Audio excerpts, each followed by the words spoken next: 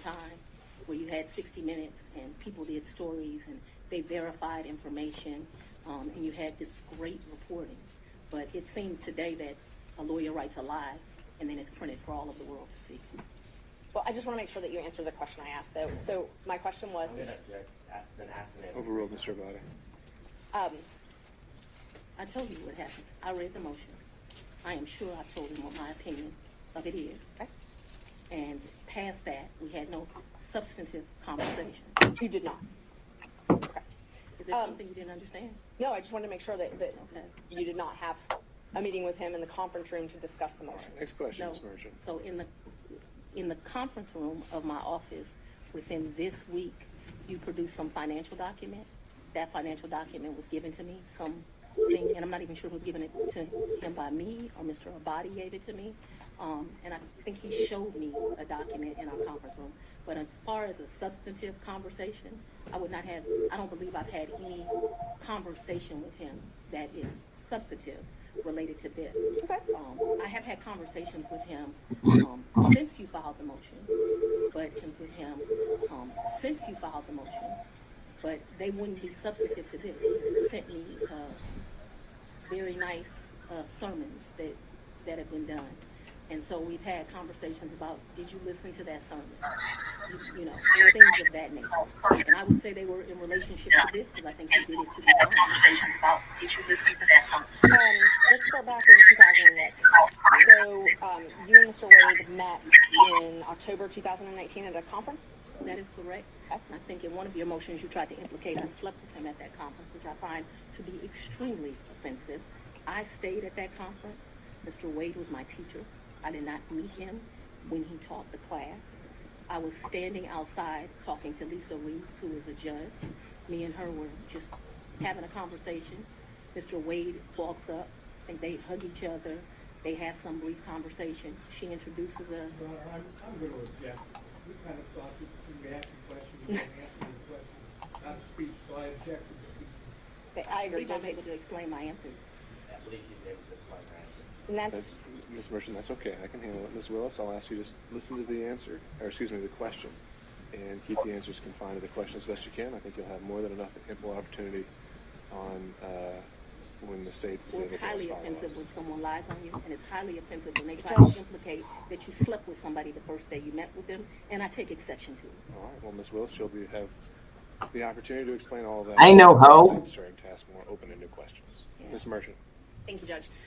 So again, my question was, you all met at that conference, though, right? We did. The meeting, Okay. as I stated, he taught the class.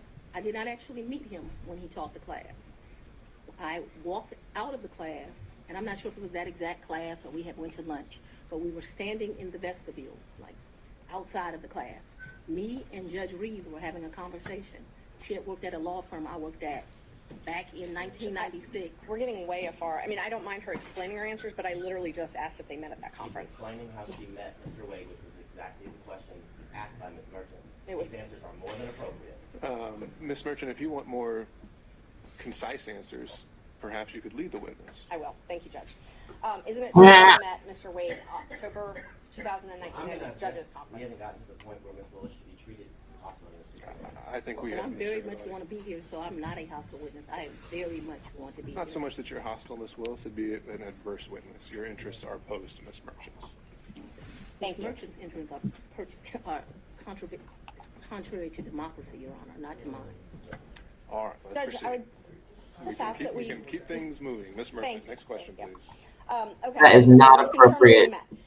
After that, isn't it true? No, I need to explain this, and I think I get to explain my answers. When I met him, Judge Reeves introduced us. He handed me his business card. I'm unsure if I handed him my business card, but we exchanged information. He said, if you ever need any help, give me a call. And he walked to the parking lot. So after that, you started dating shortly thereafter, correct? That's a lie. That's one of your lies. Okay. Do you know Robin Yurdy? I know her as Robin Bryant. I knew her. So Robin did not go to my college. She went to the college of, I went to Howard University. She went to Morgan State. I met her through some people I knew. In college, we hung out a bit. Not much because she was in Baltimore and I was in Washington, D.C., but we hung out a bit. After college, I lost contact with her. I probably didn't see Robin again until maybe 7 or 8 years ago, a chance meeting here in Atlanta, but we did not have a consistent relationship from when I left college and came to Emory Law School here in Atlanta. But 8 to 10 years ago, just by happenstance, I ran into her. So She was in Atlanta. you have been friends with Robin for 30-something years. Did you hear my answer, madam? Yes, and I'm asking if you've been friends with her for 30-something years. I've known her for 30-something years. We certainly hung out and partied together in college. She was from the D.C. area. She would come home, we'd party together. Wasn't close, but she was certainly in the girlfriends that partied together. And then, like I said, I ran into her about 10 years ago in Atlanta, Georgia. But So we didn't talk throughout that time period. I didn't see her. I didn't even know where she was. When I ran into her, I was surprised she was in Atlanta. And so, yes, I have known her probably since 1990, 1991, but we have not maintained a consistent relationship that whole time. for the last 10 years or 5, whatever you'd like to classify it as, have you been friends with her? I have not spoken to Robin in over a year. I certainly do not consider her a friend now. I think that she, you know, there's a saying, no good deed goes unpunished, and I think that she betrayed our friendship. So let's narrow it down, the timeline now. So my questions are going to be from the time period of 2019 until she no longer was employed for you, the last time you all talked. So all of my next questions are just focused on that time frame, okay? Yes, ma'am. Up until she left your office. Yes, ma'am. During 2019, you all were friends, correct? Yes, we knew each other in 2019. During 2020, you all were friends, correct? We were friends during that time period. During 2021, you all were friends, correct? Yes. Okay. And such good friends that when you needed a place to stay, you asked her if you could take over her lease. That's a lie. You did That's not not move the- into her apartment? I or her did, but condo? that's not the way you characterize it is wrong. I asked if you could take over her lease. I did not ask if I could take over her lease. Did you move into her apartment? I moved into her condo in April of 21, but the circumstances around that. All right, I got it up that on Robin YouTube. met her husband. They wanted to move into another and separate place. She wanted to get rid of her condo. My father was living with me at the house because I'm of on this YouTube. case. I got it Because of working. my stance on Come over. gangs, my life was being threatened And regularly. the chat is working My too. father urged me to leave our home. At the same time, as luck would have it, Robin wanted to give up her lease because she wanted to move in with this new man she met, who eventually became her husband. And so, as life circumstances worked, my dad was begging me to leave the house. He was afraid for me, afraid for his grandchildren. Unintentional. She wanted someone to take over her lease so that she didn't, have to pay a fee or get abandoned. And so, I don't remember when, but probably March or April of Come over to 2020, YouTube. I moved in and take over her lease. And did you pay her or did you pay the leasing agent? No, I don't even know who the leasing agent was. I paid her. You paid her. Did you pay her cash or did you use a card? There were some times that I would give her cash, but mostly I paid her via Cash App. That would be the most convenient thing. So I would not only give her rent, but then like when the utilities would come in, whatever the utility was, she might be like, I need $70, I need $100, whatever it was. And we never had a problem.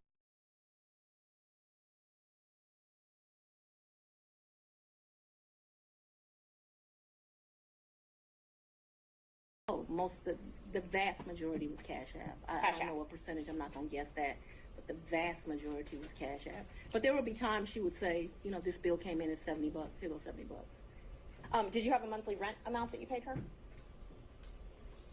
I can't remember, it was $1,400, $1,500, I can't remember what it was. And it would vary, which I don't understand to this day, but like I said, I never questioned her.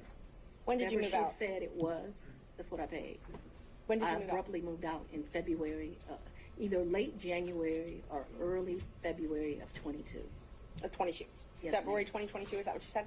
January, February of Yeah. 22.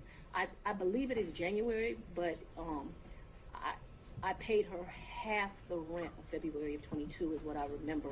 And because I was offering to pay the whole rent, even though I didn't live there, I didn't think it was right.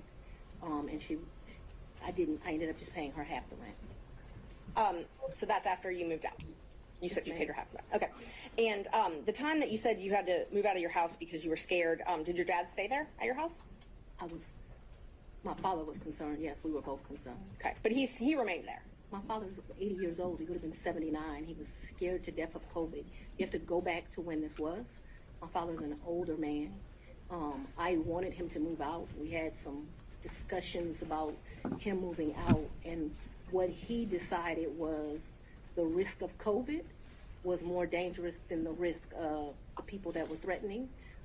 Typical man, more worried about his daughter and his grandchildren than his own safety. You'll get to meet him, and you'll understand he doesn't scare too easily. So his grandkids were living at the house as well at that time? Well, I don't know how old your children are, but when you have adult children, they leave and they come back. They leave and they come back. So there have been periods of time that they're there, they come, they do whatever they want to do. Children do what children do. As long as their mother has a house, they'll come to it. Unfortunately, now the threats because of this case have gotten so extreme. I just pay a mortgage and no one lives there. And that's what I was going to ask you. So when you moved out in, I think you said April 2021, you left your dad and your 2 kids at the house? My dad and my 2 kids were not at the house. They were not. Okay, so they didn't still live at your house. My youngest daughter certainly did not live there. Okay. My oldest daughter would come back and forth. I can't say month for month when she was there or when she was not there. I know that she has been there post me moving out. At this time, no one is at my house. So at some point after you moved out for the safety reasons, at least one of your children did come Ms. back. Merchant, can we get to either the Yeah. relationship or the Sure. financial? Move it along. So let's see, we were back at 2021. So you were still friends with Miss Yeardy then. Were you also friends with Mr. Bradley? I've never been friends with Mr. Bradley. You've never been friends with Mr. Bradley? No, I don't consider us to be friends. I don't dislike Mr. Bradley, but I don't consider us to be friends. Is he someone that you would have in your phone and you would message with? I might have text messaged him. Okay. Would you text message him and Mr. Wade on the same conversations? I don't recall doing that, but if it happened, it wouldn't surprise me. Okay, so that wouldn't surprise you, the 3 of you. Okay. How frequently would you think that the 3 of you would have texted? Not in a group very. chat? I wouldn't think very often, but you're asking me to recall. I don't even know what time period you're asking me to recall, but I'm not going to speak to that because I just really don't know the answer to that. And so I don't want to speculate as to how often that would happen. But it's not out of my practice to text 2 people on one text message. So if you told me that happened and showed it to me, it wouldn't surprise me, although I have no recollection of it. But there would be some record of it in your phone, or the phone records would have some record of those texts. Perhaps.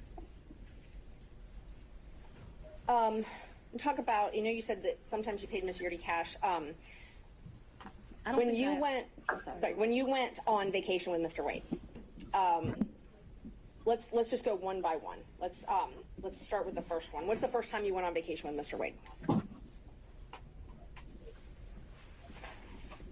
think the first time we went on vacation was around April of 22, and it's a vacation is a stretch, but I'm trying to be comprehensive. I recall April of 22. His birthday is March the 18th, so that would have been his 49th birthday. I don't believe nothing she's saying. I took him to like Tennessee for the day. I think we went to a museum. I think we might have stayed the night. I'm not sure, but I mean, Tennessee's kind of hard to call a vacation, but I just am trying to be inclusive. And it, like I said, I know it wasn't more than a day. So you didn't spend the night. I think that we did. That's what I'm telling you. I think that there's a possibility that we stayed that night in April of 22. Who paid for the hotel? I think I did. It was his birthday. And would you have used a credit card? Probably maybe a debit.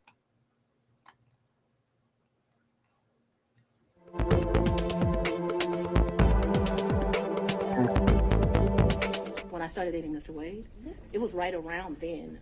April 2022? 22. Yes, 2022. it was around then. I don't know, like, it's not like when you're in grade school and you send a little letter and it says, "Will you be my girlfriend?" and you check it. I don't know the day that we started seeing each other, but it was early 22 is my recollection. Okay, early 22. And you all went to Florida on vacation as well? I don't recall going to Florida on vacation with him. You never went to Florida with Mr. Wade? When we went to get on the cruise ship, we went to Miami. Okay, that's the only time that you went to Florida with him? I think we went to Miami and spent the night. That's my recollection. Okay. I think we spent one night so that we wouldn't miss the ship. That's my recollection of our Paid for that hotel? in Miami. I don't remember that. And how'd you get to Miami? We would have flown. And we've done that, so that I'm clear, we've done that twice. I think one time we stayed, and I honestly can't tell you, did we stay when the ship left or did we stay when the ship came back?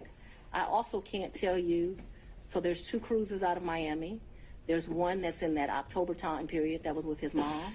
And then there was another that was a New Year's Eve trip. I know I paid for the New Year's Eve trip because the tickets were $697 each. And I thought this is ridiculous that the tickets are $700 to go to Miami. But when you travel during New Year's Eve, you know, they get you. So let's just back up and talk about the first time that you went to Florida with Mr. Wade. That was the time that you said you stayed in Miami at the hotel the first night? That's the time I told you I am not sure. So I'm not sure of 2 things. So I want to make sure that my testimony is clear. I'm not sure if we stayed in Miami on the October trip. I'm not sure if we stayed in Miami on the December trip. I just can't remember that. And I also don't remember, so that the record is clear, I don't remember if the necessity was as we got on the ship or we got off the ship.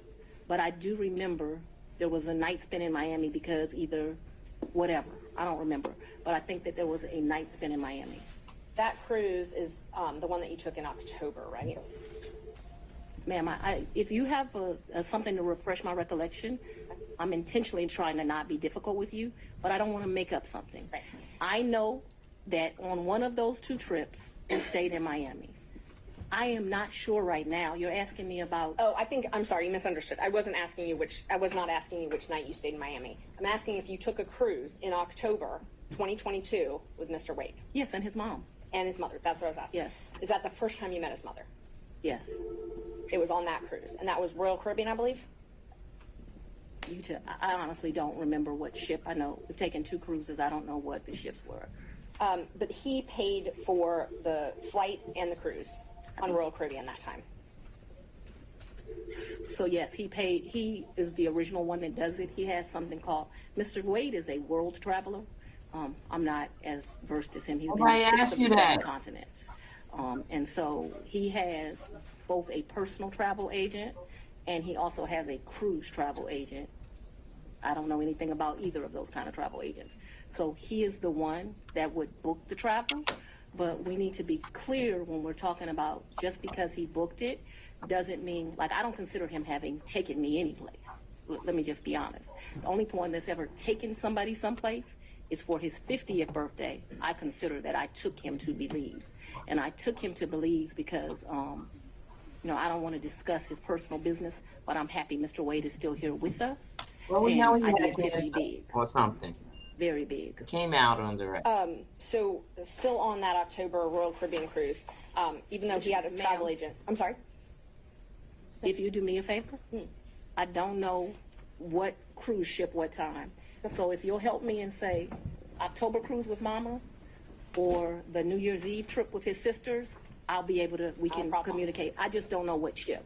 October cruise with Mama. That's what I'm talking about. Mama. He paid for the cruise and the flights for that trip. Called his cruise agent and he booked that through them because he has a cruise agent. Right. He also has a regular agent. I don't know the cruise agent's name. So I wasn't asking about his travel agent. I was just asking but if I'm he trying paid to, for those. He did not, though. Okay. Because the reason I consider that he did not is I gave him his money back. And I was about So to ask that. But initially, he paid for that. Yeah, he called his cruise agent. Like, I think they have his card on record. They do whatever. Okay. So initially, he paid for the cruise and the flight to Miami and the Royal Caribbean cruise. And my understanding of that October Just cruise answer is the like it was a question. package the lady did for him.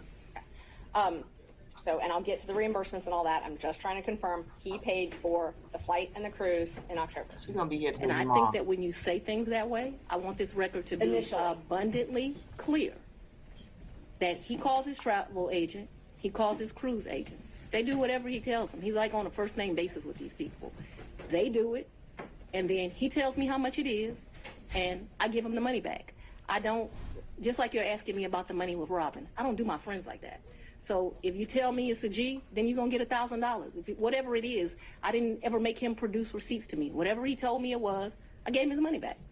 Isn't it true that he paid for the cruise and the flight on his credit card?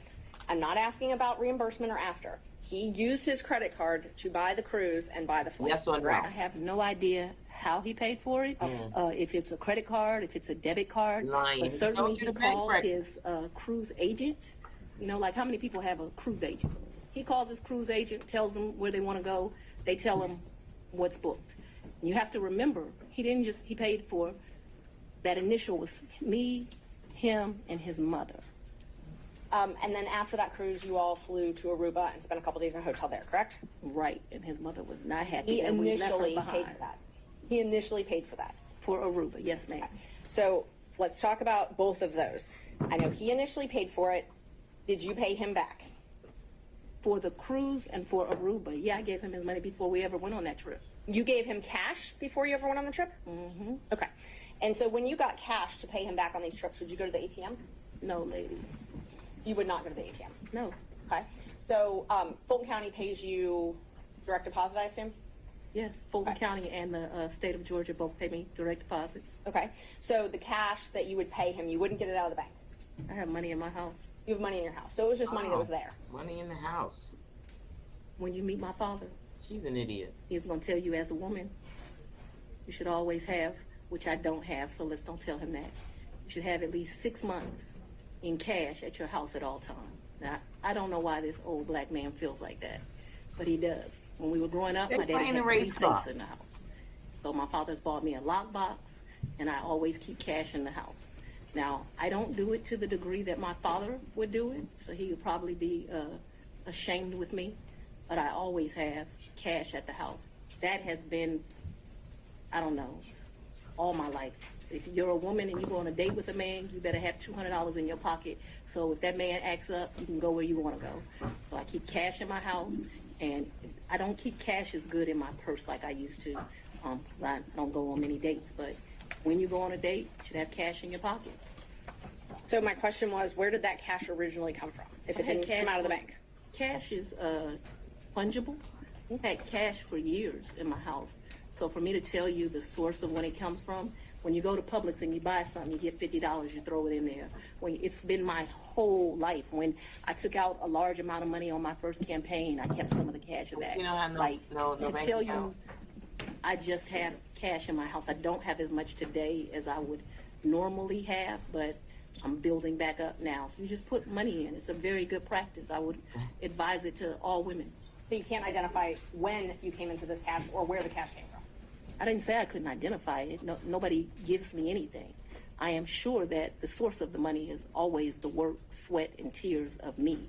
What you asked me for is, when did the money go in there? What I am trying to tell you is, so I got divorced in 2005 from my husband. And No. It's important. You said, where did the money come from? And I need to tell you where the money came from. She's And so answering your for question. many years, I have kept money in my house. That money in my worst days has probably only been $500 or $1,000. At my best days, I probably had $15,000 in my house at cash. At all times, there's going to be cash in my house or wherever I'm laying my head. the money that you paid Mr. Wade, the cash, in October of 2022, you do not know where that money came from. I do know where it came from. It came from my sweat and tears. You know which job it came from. Did it come from Fulton County or did it come from a private job? It came from, what are you talking about? So it could have come from a private job because before I was DA, I was in private practice. So I earned money during that time period. That's probably in there. You don't It know could where it have, what do you mean I don't know where it came from? I I absolutely understand the situation. We can move on. Okay, thanks. Same with Aruba. You don't know where that cash came from either, right? Ma'am, you are mischaracterizing my testimony greatly. I'm not going to allow you to mischaracterize my testimony. I know that I keep money in my house. The amounts of money I gave Mr. Wade, it was never that serious. I don't think I've ever handed him more than $2,500 in a reimbursement. So we're not talking about $20,000 in cash. I don't have $20,000 in cash right now. The most I ever gave him, I know I gave him $2,500 when we went to Belize, because we went to one hotel and then we went to a second hotel. That $2,500 I actually gave him while we were still in Belize. I know that the Aruba trip, the one that you described with his mom, I think I gave him about $2,000 for that trip, for like total. His mom went to Aruba with you? The Aruba trip, so I consider that to be one trip. So we got off of a cruise ship and then we went to Aruba, which is why I cannot remember is that the time that we had to stay in Miami to wait for the flight for Aruba. So I consider that one trip, that we didn't like come back to Atlanta and leave. We flew down to Miami. We got on a cruise ship. We spent a couple of days with his mama. We came back to Miami. When we came back to Miami, either that day or the next day, we flew to Aruba. We spent a few days in Aruba and we came back. That was really one trip. Even though we went two places, it was one trip. So let's talk about the California trip. Napa. Is that when you were moving your daughter out to California? When you all went? Or did you have two trips to California? My daughter doesn't live in California. Did she ever live in California? I'm not discussing to you the location of my child. So how many times did you go with Mr. Wade to California? Once. And you all stayed in Napa Valley and he paid for the plane tickets and the hotel? He paid for the plane tickets and the hotel. And what did you pay for on that trip? I gave him much less cash that time, probably $400 or $500, and then I paid for a bunch of stuff. I think we did 2 different wine tours that you do, which are pretty expensive. I think I bought him, he likes wine. I don't really like wine, to be honest with you. I like Grey Goose. I bought him a bottle of wine while we were there, and the sippings that you do. I can't remember how many, like 4 or 5 different places you go. I remember we went to this place that they do pairings. That was the most expensive thing that I think that we did while we were there. So they would pair, champagne, chocolate, and caviar. It was a 3, and it was like 3 different things: Sweden, Russia, someplace else. I'll make that up. But that was the most expensive thing we did that trip, and I paid for that. You pay cash? For us doing that? Mm-hmm. Yeah, I think that trip did not cost me a lot of money. I might have took like $750 in cash on me because we weren't gone very long. I'd only asked if you paid in cash. I don't even know the amounts. When I travel, I always take cash. And is the cash that you keep in your house, or do you keep it at the home that you were living in? So at that point, it wouldn't be at my house, and I'm sorry if I was not clear. The money would be wherever I laid my head. So I wouldn't leave the money at the house. So if I was unclear, no. Money's going to be where I stay. How much did you pay for your trip to Panama? To where? Panama, I believe? I didn't go to Panama. I may have the location wrong. I never went to Panama. So Mr. after Wade went to Panama with his frat brother. Oh, he went to Panama with his frat brothers. So tell me about, let's see. So I want to make sure I've got them. I've got Belize. You already covered Belize. You covered the... So let me tell you our real trips. In October, we went on the cruise with his mom. We got back from the cruise with his mom and we went to Aruba. I consider that one trip. Second trip, New Year's Eve, we went on a cruise to the Bahamas. That's the second trip. I want to make sure I get this right. Third trip, 100% on me. I think he might have spent $200 on that entire trip. We went to Belize. That was my trip. That was, his 50th. And then Napa Valley, we went around May. I don't know the dates, but it seems to me like it was close to Mother's Day. And those are the only trips? So that the record is complete, I can remember one time driving to, where were we? South Carolina, and we met my sister for lunch with her man. When was that? I don't know, but we didn't stay the night there. But I guess people would consider that a trip if you drive somewhere and you come back. That was insane because it was like 5 hours to drive. We ate lunch and we drove right back. I can remember driving to some little town in Georgia. I don't even know where I was. I had never been there before or after. There's some boat you can get on over to, and there's like a slave thing, if that gives anyone any reference. We didn't do that. I remember doing that. I remember driving one time to Charlotte. We had lunch with one of my very close girlfriends. And again, we drove to Charlotte, met my girlfriend for lunch, and drove right back. So that's a trip. We didn't stay the night there, but I just want to be complete in my testimony. We drove someplace, had lunch, drove back. I don't remember another driving someplace distant for lunch and coming back to Charlotte to see a girlfriend, to meet my sister in South Carolina. We went by ourselves when I told you about that remote place in Georgia. We could have driven someplace else and had lunch and came back, but that's all that comes to my recollection right now. There could have been another place we drove and had lunch. My security team was very clear to me. I'm not to be out and about in Atlanta without them. And so for me to do something just very normal that a normal person would get to do, if they weren't prosecuting this case, I got to drive 4 hours to do it. And that's what I was going to ask you. Your security detail, did they take you to and from your house? So I haven't been able to enjoy my home. Condo, I'm sorry. Since And March of where you lay your head? Did they take you to and from where you lay your head? 99% of the time. Would they take Mr. Wade to and from wherever you laid your head? That has never in the history of ever happened. Ever, okay? Your security No. team has never taken him? From my house? That's a lie. I'm That's asking another, if they've ever taken him anywhere. and I'm telling you that that's never happened. So your security team has never taken My Mr. Wade security team has never taken Mr. Wade from any place where I have lived and brought him here. Never. Not once. Not ever. anywhere? Have they ever taken the two of you together? To where? Anywhere. Well, we've left this building and gone to lunch, but I go to lunch so rarely that is a very rare occasion. I am sure, and let me be clear, it wouldn't just be Mr. Wade. So I'm sure my security team has taken me to lunch. Probably been a time I've left here 7 o'clock, gone to get something to eat, and I don't even know that they would have taken him or if he would have driven himself, but they've taken me to do that. But we're talking very few, very far in between. Most days I don't even eat lunch, and when I do, it's because my assistant has heated up some bag, something, and I eat through meetings and eat in my office. It's not a practice of mine to go to lunch. During the time period that you were dating, would your security team ever take you two together anywhere? No. Never.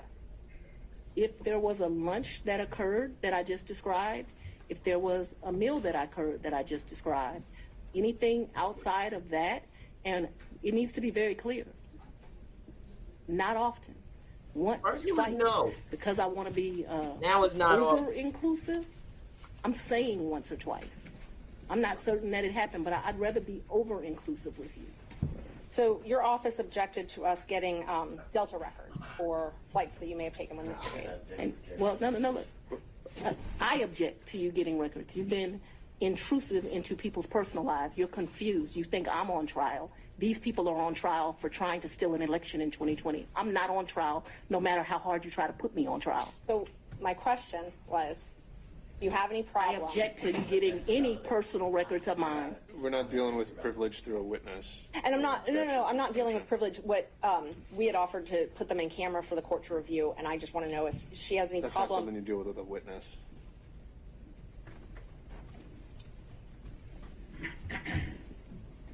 Okay, you have to file as part of your job something called an income and financial disclosure report, correct? That's correct. And you filed your first one, so you filed 2 to date, is that right? Is it 2 or 3? I probably would have filed 21, 22, and maybe I haven't filed 23 yet, because isn't it due like June of the next year? April, I believe. So you filed, let's see, you filed your first one, it looks like April 15th, 2022, and your second one, April 17th, 2023. Does that sound familiar? That I don't remember the dates, but you're an officer of the court. I hope you're telling the truth now. May I approach the witness? You may. Thank you. I already gave the state a copy, exhibits 20 and 21, if you take a look at those. They're part of the certified records. Can somebody bring me some? Yeah. She needs some Guys water are from getting a little Cheyenne. warm. What she need? Her boyfriend ain't drank a trough of water up there.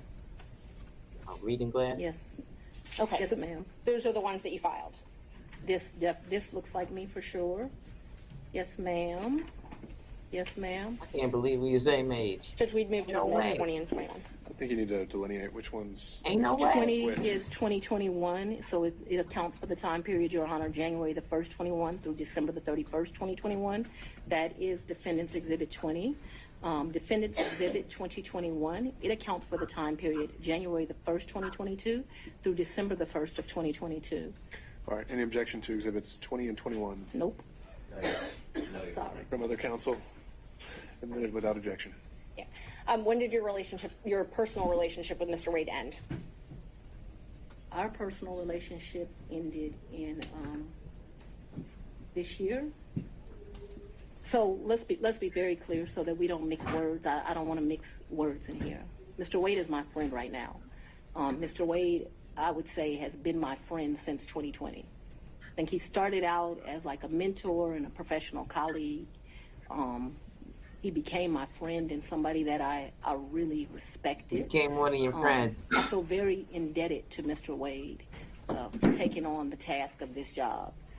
And he is certainly my friend and one of the people that I respect the most. So if you ask about a personal relationship, I consider myself to have a personal relationship right now, Mr. Wade. I consider myself to have a personal relationship with Anna Cross. I consider myself to have a personal relationship with Mr. Abadi. I consider myself to have a personal relationship with Andrew Evans. Okay, let me just And so clarify that. I You got to have a personal relationship him with the ethics as we committee. speak right now. A romantic I don't think that's what you're asking. I think that's what you're asking. I'm gonna need When you. did your romantic relationship with Mr. Wade end? My- Did it end? Me and Mr. Wade, we are good friends. You got to cry. My respect for him has grown over these 7 weeks of attack. And his has diminished for you. We are very good friends. I think, but for these attacks, it would have been a friendship that, as life goes, you would have stopped having. I think that you have cemented that we'll be friends till the day we die. What? What? Let's. We just have. Judge, please, Judge. I can handle Mr. Seda. Let's have She it. asked about a personal relationship. She asked when the That's romantic not- relationship ended. Move the That's strike. the question. It's no sometime theory. in, You know how to- I'd say late summer of 2023. So I don't believe men, this is what you're really asking about. This is the salaciousness of all of this, right? No, I'm just when asking you're about your re- romantic relationship. When you stopped dating? Asking. I think that me and Mr. Wade, Can't answer. so he's a man, he probably would say June or July. Nobody asking what he I would would say say. we had a tough conversation in August. So that men in relationships at the end of physical intimacy, women in relationships when that tough conversation takes place. And where did he come to, I guess, the condo? I'm not sure what you called it, condo apartment. Would he come and stay at that condo or visit you there? I'm sorry, visit you there. What condo, what apartment? Where you was at Yuri's So, at your house. house. I know you classified one as house and one as condo, so I'm trying to use those terms. So, but there's been more. See, what you don't understand is because of this case, I got to move, and so I Ms. need Merchant, if you to. could ask a more precise Yes, question. please give me the time period. Yuri Mr. Wade apartment. visit you at the place you laid your head. When? Has he ever visited you at the place you laid your head? So let's be clear, because you lied in this. Let me tell you which one you lied in. Right here. I think you lied right here. No. Ah. This is the truth. Judge, And this it is- is a Judge. lie. It We're is gonna- a lie. Ms. Willis? You see. Mr. Seda, thank you. We're going to take 5 minutes. Be back in 5. Oh, you see this dragon neck with bull. Woo. May I go to the bathroom? He asked me to go to the bathroom. That was not the outfit to wear today, sis. Yo.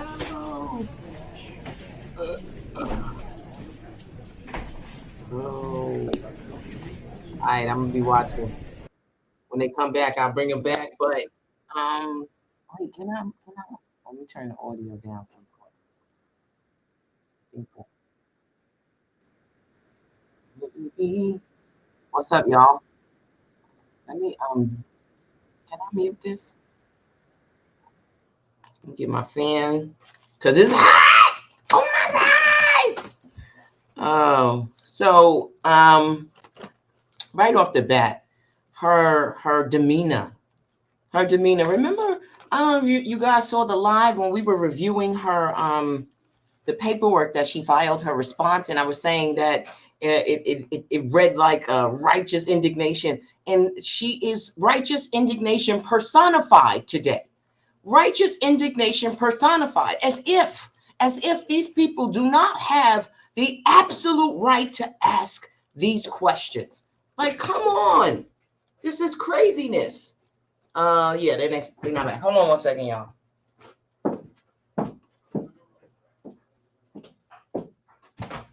Cleaning people here today. I'm like, I don't need my office clean. I'm not here enough to dirty it. Yeah, I don't know what's wrong with her, Carlos. I think that she's well, when your back is against the wall, right, and you're cornered, you come out fighting, you come out screaming, and that's what it looks like. It's like, what?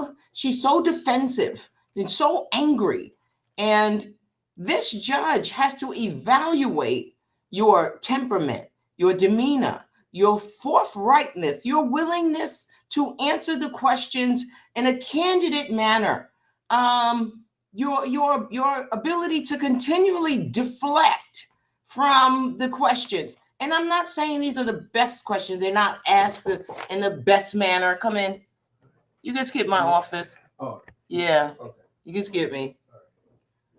I'm not saying that they're being asked in the best manner. I'm trying to adjust my camera because I feel like I'm on the side. Anyway, but they're framed well enough that you know what she's trying to get at, right? And so for you to keep saying, well, you lied and you lied, that woman is not on trial.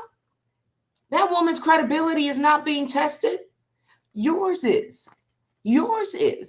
And you clearly have misstated the truth of the nature of your relationship in the past. And I don't even think that Ashley Merchant has even gotten to that.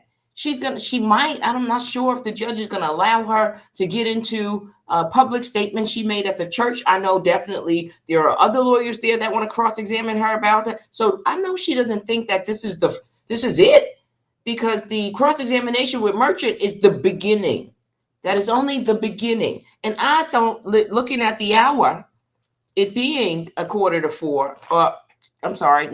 to 4, almost 4 p.m., I don't see her getting off the stand today. I see her coming back to finish her testimony tomorrow, because first, this is direct examination, right? So this is direct. This is Ashley calling her. So her lawyer, Anna Cross, or whatever her name is, she gets to cross-examine her, right? So she's going to cross-examine her own witness and be able to, hopefully she'll be able to rehabilitate her. But it seems like, Fani has got her own agenda. She's not even really trying to deal with what her lawyers are saying. She's a very bad temper. What man wants a girlfriend like that? I'm sure she caught him cheating. And then the whole, when it broke up, when it ended, like you're not sure, or he would say this day and you would say that day, and it's because of Miss Merchant that you guys are going to be friends forever.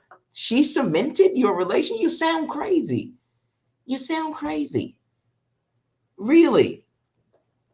She never thought she'd be in this position. Listen, here's the thing that I'm saying. The problem I have is maybe she did, because they went through great lengths to sort of hide this relationship, right? Why are you reimbursing him in cash payments? That seems so suspicious to me. And listen, I grew up the same way with a grandmother who kept money in the mattress and didn't trust bank, but we're here. We started from the bottom, but now we're here, right? And so really, you never zelled him anything? That's crazy. Forget the church statement. How about the clip where she was in her bag? What punishment she lay down and she caught a subordinate sleeping with the Don't even start about that. You know what I mean? I get that, but for the purposes of this hearing, that's not relevant, right? Because this hearing, the judge has carved out. Well, we know that she's a complete and utter hypocrite because of all of the things that she said regarding Paul Howard and sleeping with employees and blah, blah, blah. You see, I put a clip up where she was like, you know, they deserve a DA who won't sleep with their employees, who won't, yeah, but that's not you. Unfortunately, that's not you. Oh, they back. Shit. All right.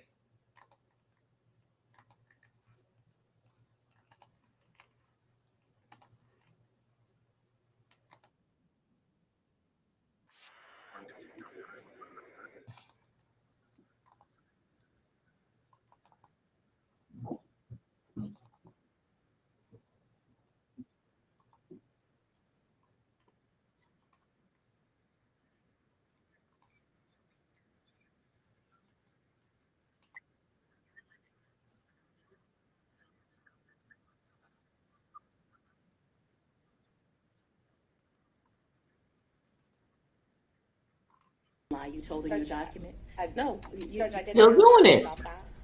Ms. Merchant, I want you to ask a very precise question. I think she's saying and answering that he did not live with her. So why don't we break that up into smaller Ever. parts?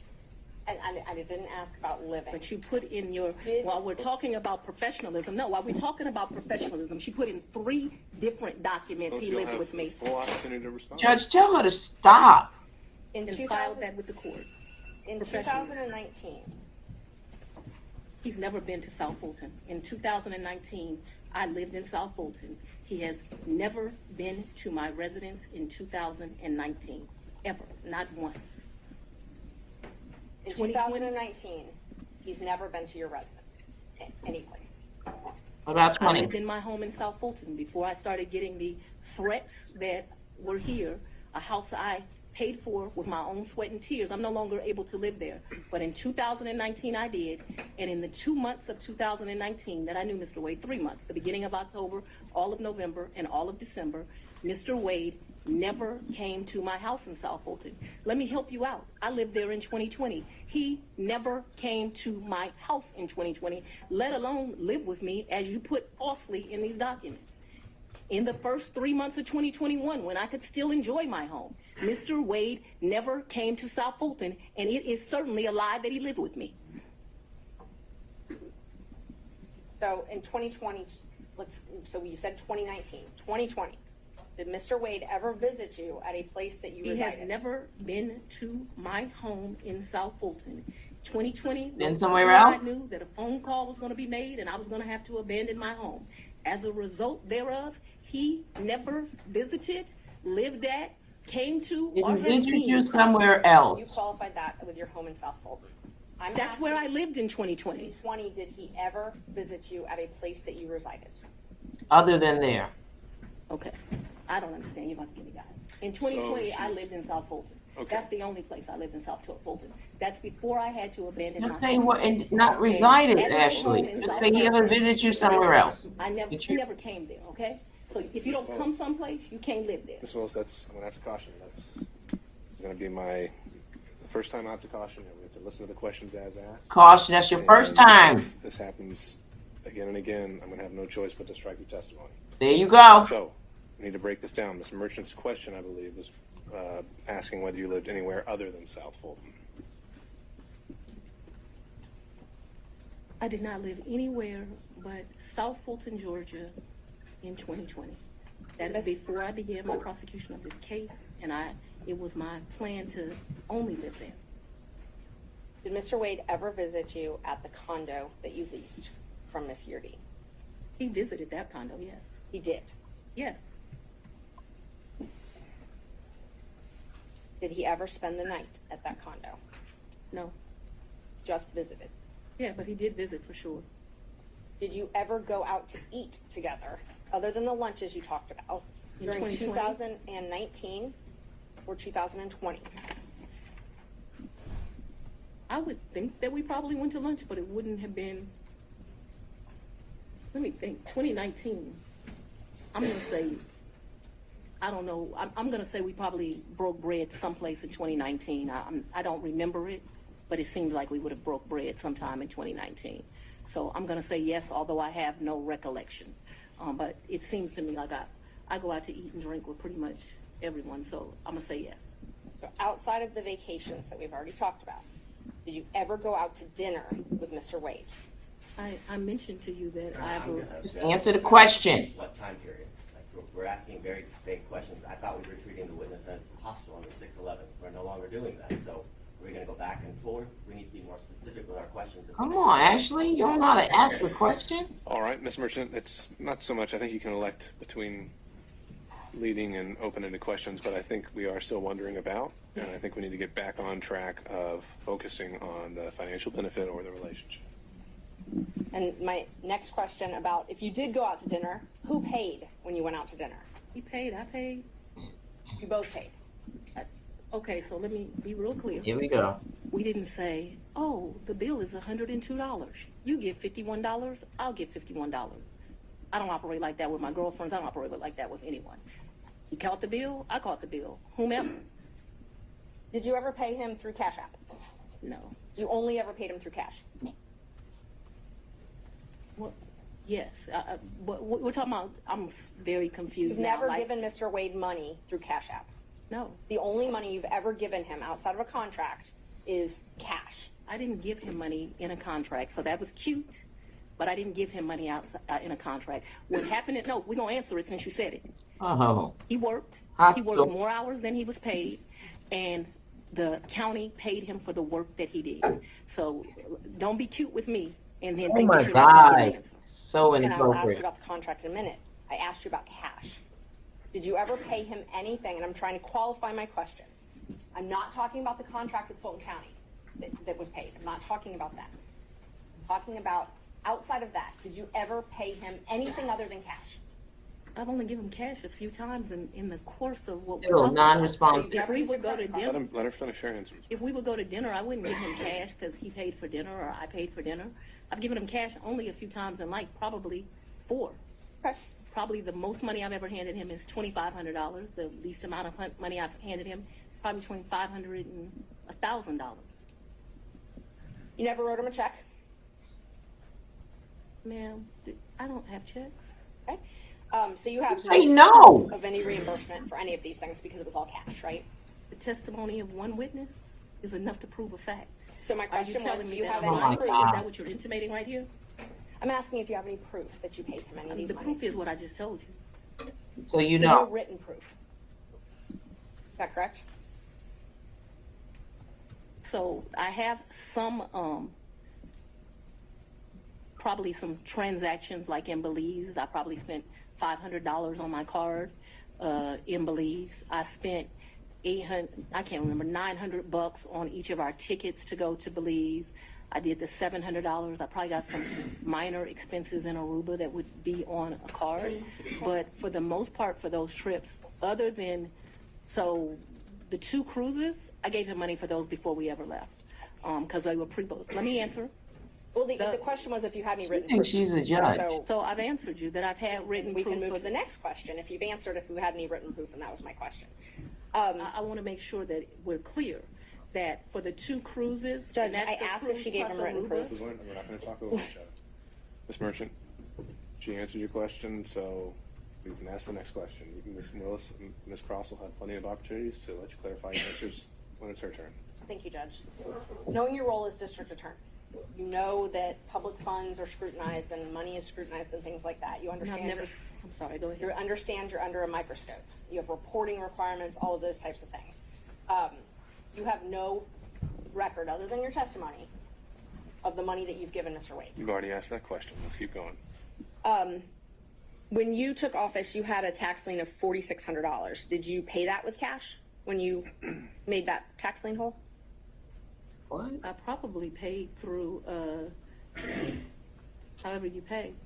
Okay. So, but you were saying that you My had answer is that. amounts of cash. You still had that lien in 2022 when you were dating Wade and going on these trips. So the cash that you gave him, that could have been used to pay this tax lien off?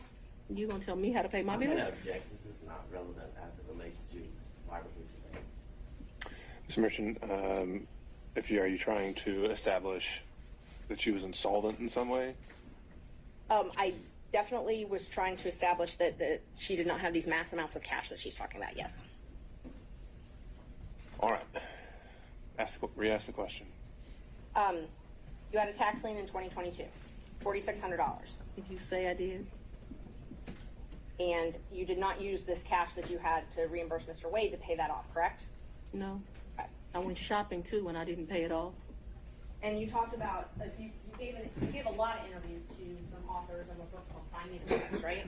I would not characterize it as a lot. I probably have spoken to them No, I'm gonna 2 or say, 3 you know, times. My question is relevant as to, I think it's already come up that finances are discussed in the book. I'll overrule that.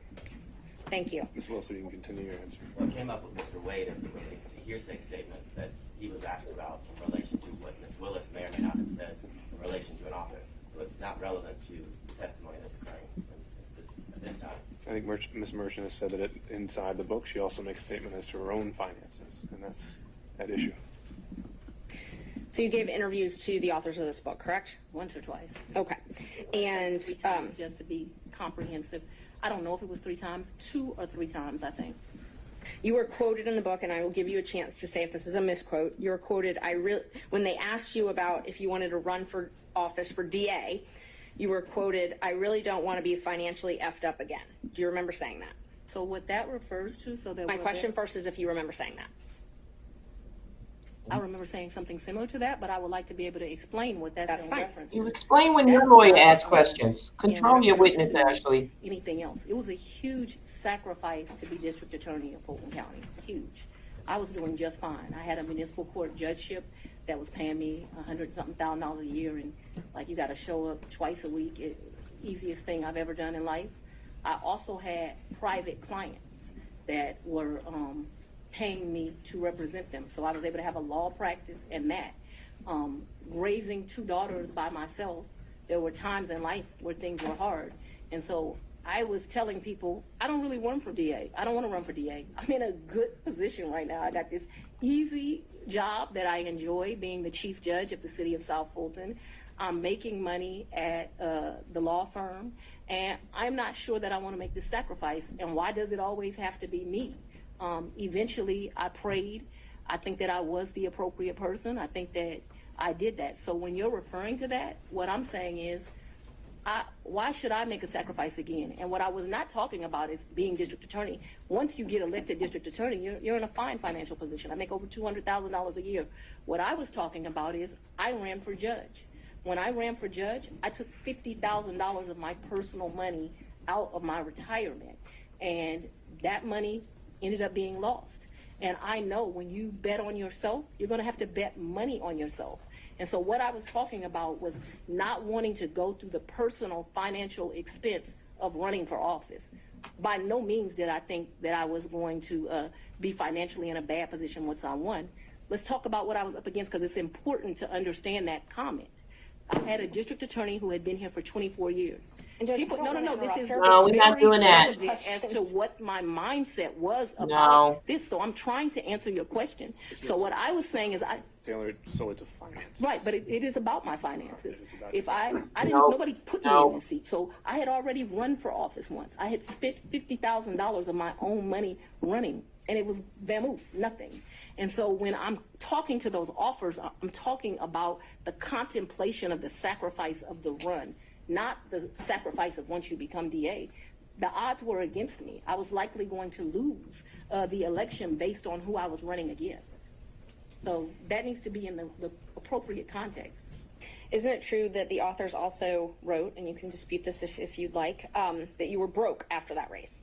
The 2018 race. Yes. Yeah, that was a hard race. I wasn't broke like I didn't have any. So broke is relative to depending where you are, but that hurt to lose that $50,000. So I'm sure my mental mindset was like, I just gave $50,000 away. Right. So they characterized it from their conversations with you that you were broke, you had poured your own money into the campaign, and you weren't able to pay your own bills because of your clients couldn't pay their bills to you, and you had a paltry array of family and asset forfeiture cases. It says you were trying to make it month to month. Is that an accurate depiction of your financial situation at that point? I would want to read that, but I don't remember clients not being able to pay their bills. Or May I approach, Judge? you can't. You may. Page 14. I have not read this book.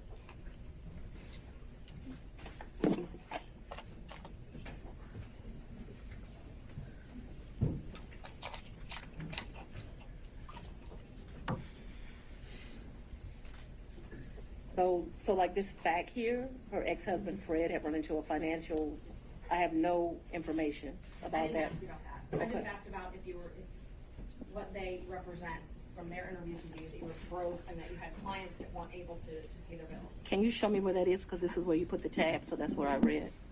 Broke, couldn't pay their bills. Yeah, I'm sure I characterized myself as broke as leaving that $50,000. I don't know that I had her nascent law practice at Paltry Rep.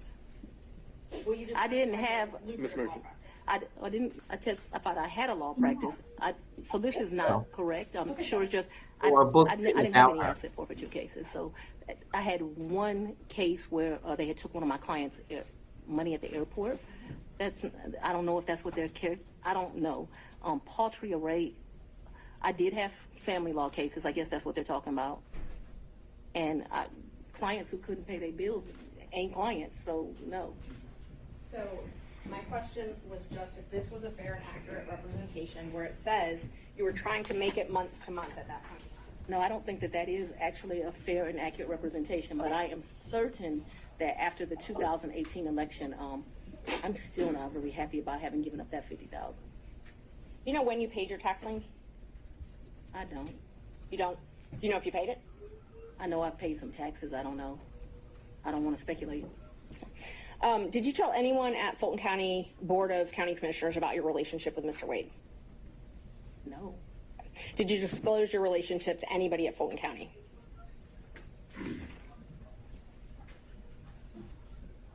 No, I don't think so. And as the chief law enforcement officer of Fulton County, I assume that you're familiar with the county code and ordinances? I've said we're not going to cover that in this Judge hearing. already Mr. said Mayor. we're not doing that. I'm sorry, Judge? We said we weren't going to cover the county No, it's not an regulations. issue. And I won't. Let me ask you this then. So are you aware that you're required to disclose any relationship with someone that you contract with in Fulton County? I'm going to object to the court prior ruling that you made. But would this be different because it's a potential for impeachment? Yes. Yeah. What did you ask me? Were you aware that you were doing something wrong? Ms. Merchant, if you could re-ask the question. Okay. Are you aware that Fulton County requires you to disclose any relationship with someone that you're doing business with? I'm not aware, and I know often that things are confused with state constitutional officers in county, but I'm not aware. Okay. So it's not your. But you so ran it's your on understanding that. You don't have a duty to disclose the She's relationship. answered that question. Let's keep going. Did you keep track of this cash that you paid him at all? What are you talking? I don't understand. Did you keep track? Did you keep a ledger? Did you keep track of it? So I've only given him cash. Just as say I- yes or no. There's no ledger. This is friends handing money off to each other. So the answer is no. You didn't keep And I think track. you've already asked whether there was any written proof whatsoever, and she's Yes. answered that. Okay. So we've covered this. Let's move on.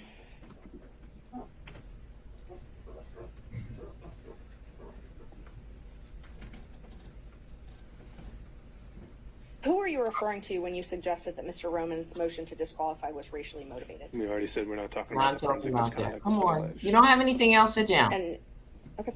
And just so the record is clear, I don't believe I said that his motion was racially motivated, so I don't want that to stay there. I've never said his motion was racially motivated, so that should not be Ms. Lewis, true. I if think she it would wrote be that. best if we don't need to go down that road. The judge was like, we're we're gonna not shut having that it. down. This ain't gonna be a circus. You once said that you would not engage with a personal relationship with anyone that worked for Fulton County. Is that correct? An employee? Anyone that worked for Fulton County. I think I said an employee. Okay. So that's the qualification you give an employee. You I wouldn't. think that's the statement that I made, so if you want to quote me accurately. So it's your position because Mr. Wade was not an employee, or it's your position he wasn't an employee, correct? Mr. Wade is not an employee, and he will tell you that over and over again. Just 1 moment, Judge.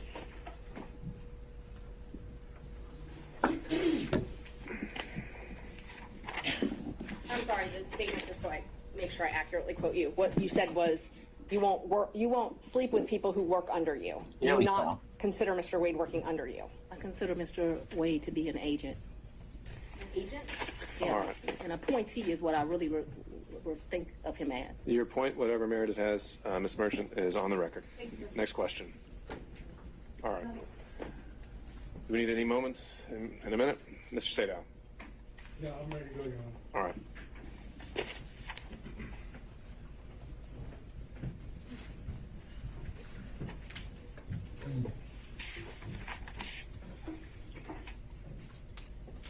I'm going to try to ask you questions that you can actually answer Oh, that without having to explain.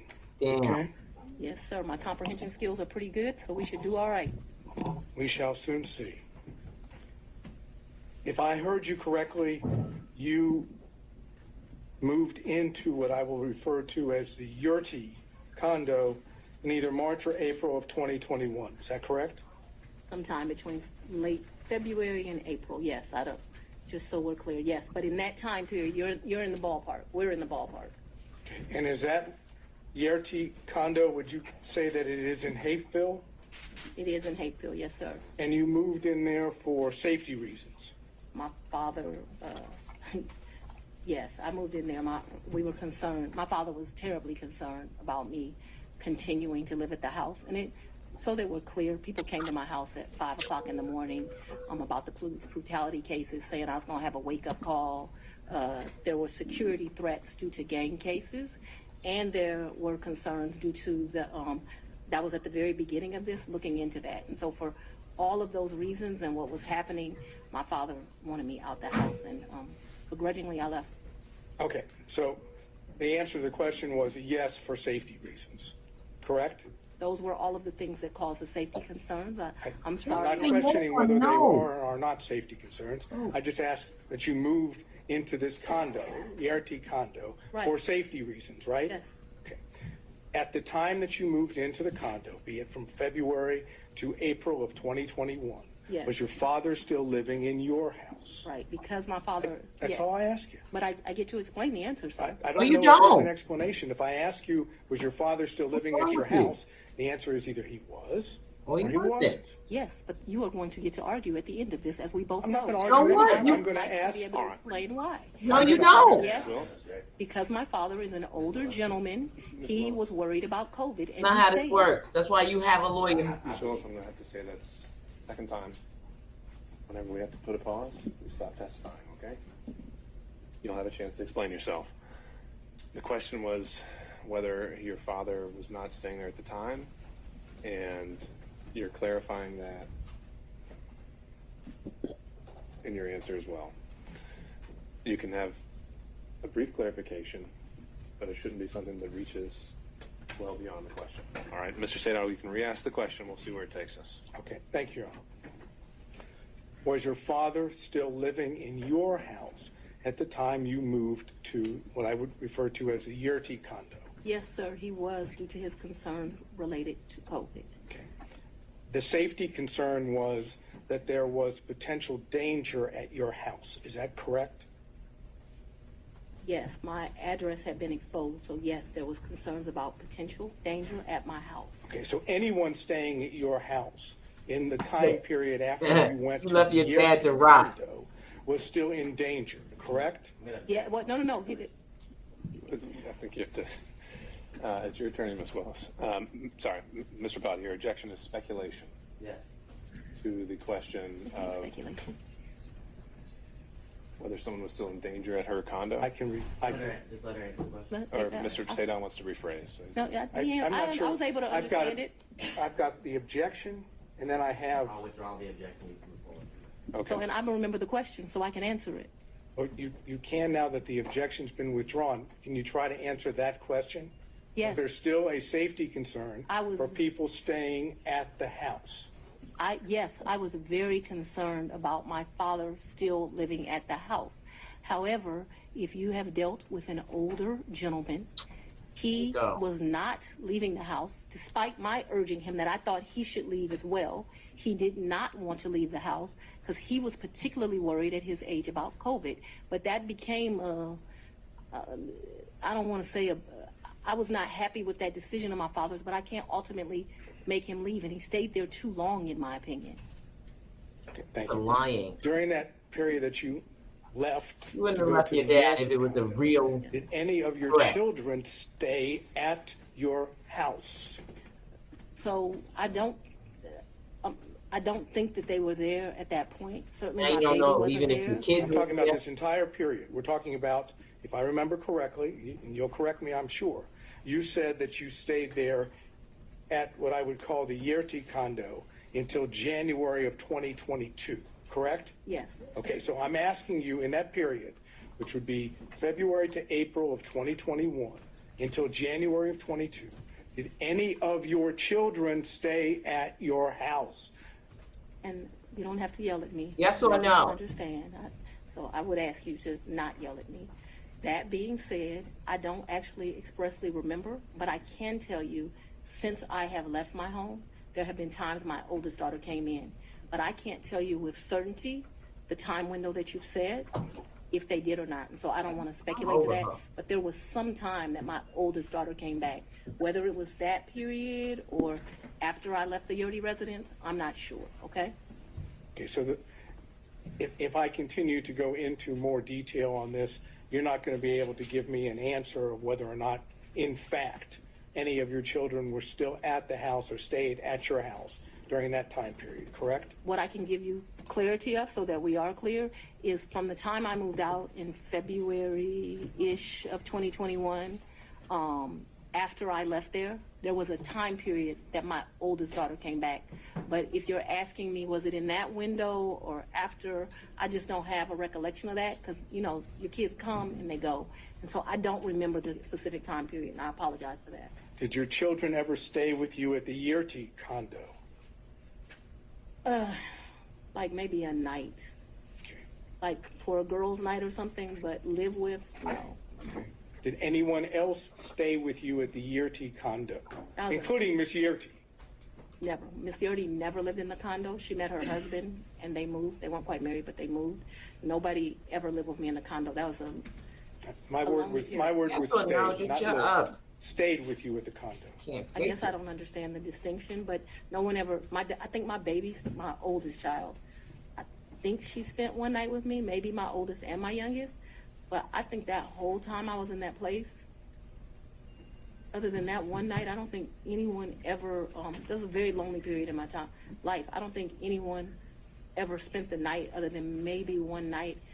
I remember a picture of my baby sitting on the couch in that place, and I'm thinking she spent that night. But just a very lonely time in life. Okay, we'll stay with the lonely theme just for a minute.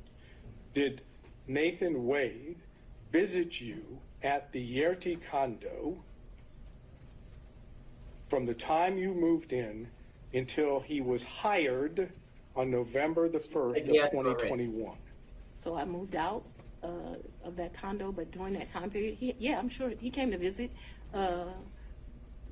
He came to visit. I can remember us going, I think the restaurant's Lickety Split. I can So remember y'all was dating. picking me up, going to Lickety Split and ordering some food and coming and sitting at my table and eating. So I remember times that he visited me at that condo. Yeah. Could you give us an approximation of how many times Mr. Wade visited you at the condo between the time you moved in and prior to November 1 I'm gonna of ask her if 2020? they've had sex. I don't think often, but I don't want to speculate. Can we say more than 5, more than 10? Probably about 10. Go ahead. I'm going to tell you the problem I'm having here. I can't be honest. Let's say more than 10, but I'm not sure that that's even accurate. Yeah, but there He were certainly so has come many. and pick me up, gone to grab some food to eat. I don't remember him being in that condo a lot. Okay, that's your. I'm sorry. You want a number, and what I don't want to do. Giving me your is current mess- and best recollection is all I'm asking for. That's all I can give you, sir. How many times did any of the prosecution team, how many times did Anna Cross come to that condo between the time you moved in and November 1st of 2021? I don't think Anna's ever been to that condo. What about any other prosecutor that's involved in the prosecution of this case? I don't think any of them have. Just Mr. Wade. That's correct, sir. But it was a lonely time. Oh my God. That 2021. I have a lot of guilt about this time period in my life. Let me tell you why. But yes. No, we don't want to I was know. very appreciative to the citizens for giving me this responsibility and this duty. But what I very, very quickly learned is that this is a very isolating job, and 2021 was a lonely time. I turned 50 in 2021. That's probably one of the worst birthdays I've ever had. I spent it alone. So I have a clear recollection of 2021 being lonely. Okay. Did Mr. Wade ever visit you at the condo, the time period I'm talking about, prior to November of 2021, when Miss Yerty was at the condo? So Miss Yurdy and me we didn't share the condo at the same time. So the answer would be no. But we never stayed there together, so it's an impossibility. It's an impossibility. Yeah. Okay. Now, Miss Yurdy, because we need to get clarification on this. Miss Yurdy stayed in that place. There may have been a time that me and Mr. Wade visited, like went and saw Miss Yurdy, but me and Miss Yurdy never lived there together. Just so we're clear. Well, maybe that was clear, but I'm going to have to try again. Okay. Was Miss Yerty still living in the condo when you moved in? Not a day. Okay. So what That I'm was talking, another misrepresentation in this.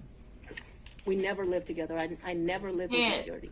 my question though, I'm trying to understand Okay. that after you moved in to the condo, Miss Yerty she was out of the condo, right? She got a house. That's all I'm asking. She's not in the condo.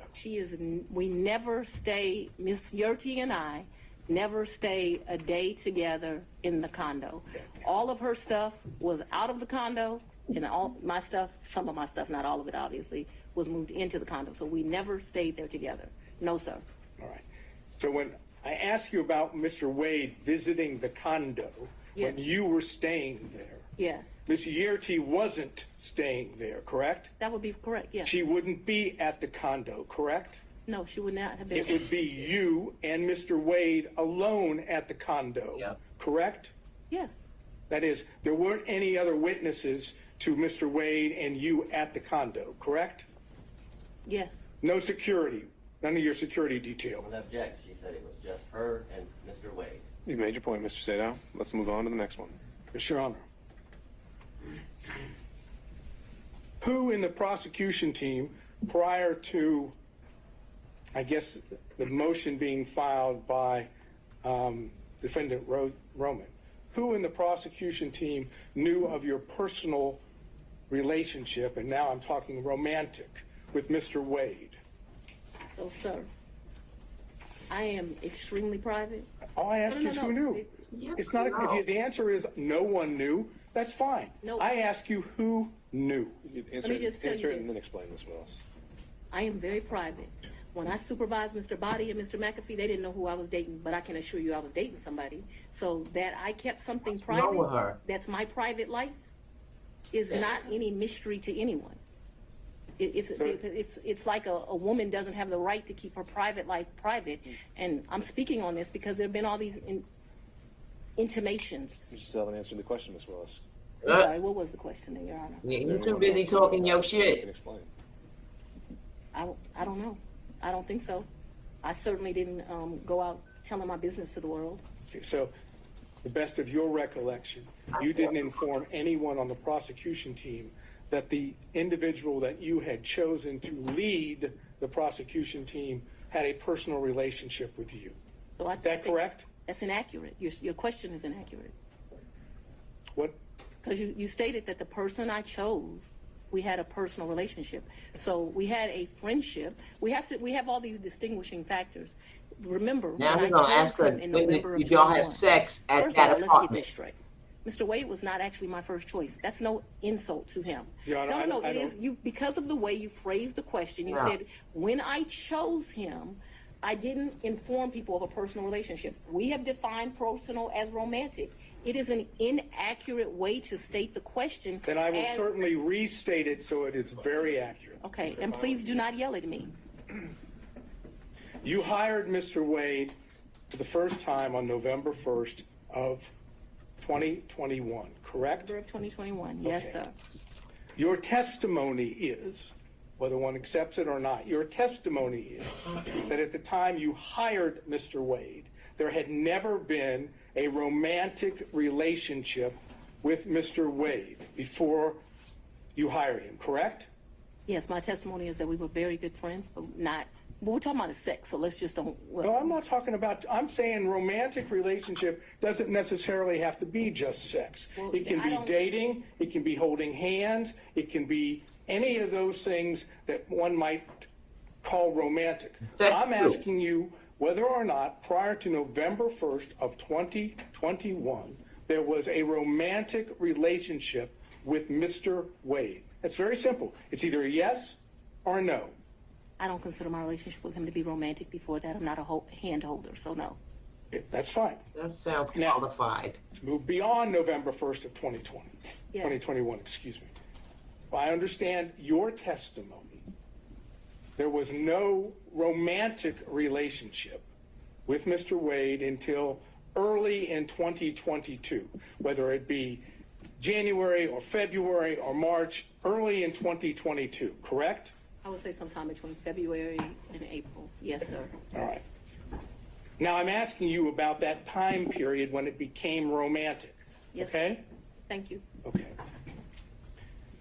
You didn't see the need, if I understand, to tell any of the people on the prosecution team when you had established a romantic relationship with Mr. Wade that the lead prosecutor, that is the man that was basically giving orders to others, was dating or having a romantic relationship with you, correct? You I'm didn't. going to object to relevance at this point, Your Honor. It's Mr. not Sit down, relevant. relevance. Trying to add Just this thing. To prove I'm not gonna let you mess up my streak. we're attempting to show that there is an issue on the credibility about the relationship.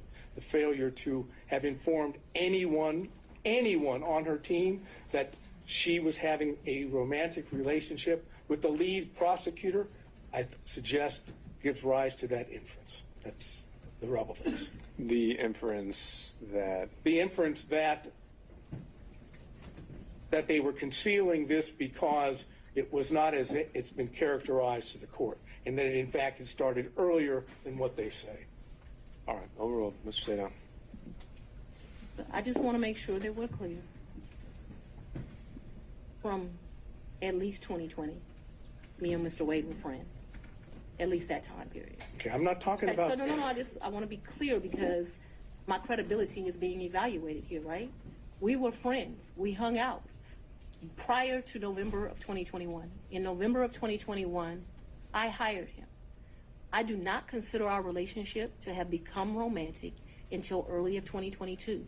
Because I don't know a date and time, I'm saying sometime between February and April of 2022. And very early big April window. of 2022, because I know that trip that I discussed with you was like the first week of 2022, that the relationship had become romantic. I hope that answered your question.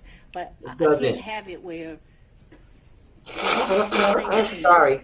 All right, so you've established the timeline as you Ike, can put you it. hear me? The question originally was, at that time, did you tell any other prosecutors on the prosecution? I never tell people at work who I'm dating. Just yes or no. Mr. Oh, Sada. she's so Okay. fucking annoying. Did you take any trips to D.C. with Mr. Wade? Never. Did you take, okay, so you have no, what I would call personal trips or business trips to D.C. with Mr. Wade? I never Ike, went to can you D.C. hear with me? Mr. Wade, personal, business, otherwise, never. Okay, so, I've never been in the District of Around. Columbia with Mr. Wade, or Maryland, Virginia, the DMV as they call it. so as I understand it, just to be clear, any trips that you would have taken to see D.C. That was, would not, that was a pretty clear answer. huh? That was a pretty clear answer. No. Asked him She just said no. twice. So do you have a variation or something new to bring up? I'll ask it and we'll see. Did you take trips to D.C. that were non-business during the time period that this case or this matter was under I investigation? want to add my I'm gonna channel. object as to relevance as it relates Go to the ahead. matter that we're here before Your Honor. Well, I've again, never the used this, question so already asked is, just bear with me. take personal or business trips. It won't affect She us. said, But that was with Personal Mr. Wade. business. That was with Mr. Wade. This I asked her alone whether she took. okay. What's the relevance? And what would be the relevance of that? I'm trying to understand whether or not we have an ability to show a personal trip in which Mr. Wade is there at the same time.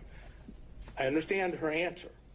Okay, I understand her answer, but we have documents, we have records that. Your Honor, I'm going to object to the documents, the things that Well, this could be something that's maybe not part of the record yet, but if he has I think there have been other things discussed in this case, and they have evidence that Mr. Wade may have been in D.C. at the same time. If you want to ask about that exact specific date, Mr. Sadon, you can do that. Be specific. Get to it. That was not asked of Mr. Wade. Anything about any Right. trips to DC. Sure. And so that's going to limit its merit and impact and on credibility. So Mr. Sadon, ask the question. Credibility. So- Whether, I understand your testimony is you never took a trip to DC with Mr. Wade. That's correct. Personal or business. That's correct. Were you ever in DC at the same time as Mr. Wade? I was not. On personal or business? No, me and Mr. Wade have not been to D.C. at the same time. However, since Mr. Wade has been on this case, he's been to D.C. That's not. Since Mr. Wade has been onto this case, I've been to D.C.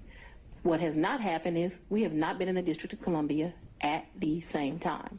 Now, the only thing I'm not sure about with what you asked me is if I've been to D.C. personally, because I got a lot of personal friends in that area. But I know that I have been to D.C. I did an interview at Howard University. I went to D.C. for that. Was he with you? Seems like I've been to D.C. one other time. Oh, I went to D.C. for the Global Summit. Actually, yeah, those were two separate trips. Was he with you though? My next question is based on her opening the door, and therefore I'll just ask it, and Your Honor can decide whether or not it's appropriate. When you went to D.C., did you go to the White House? I did not go to the White House. No. Well, Apparently, I'm going to get the answer anyhow. there you have it. Next question. Okay.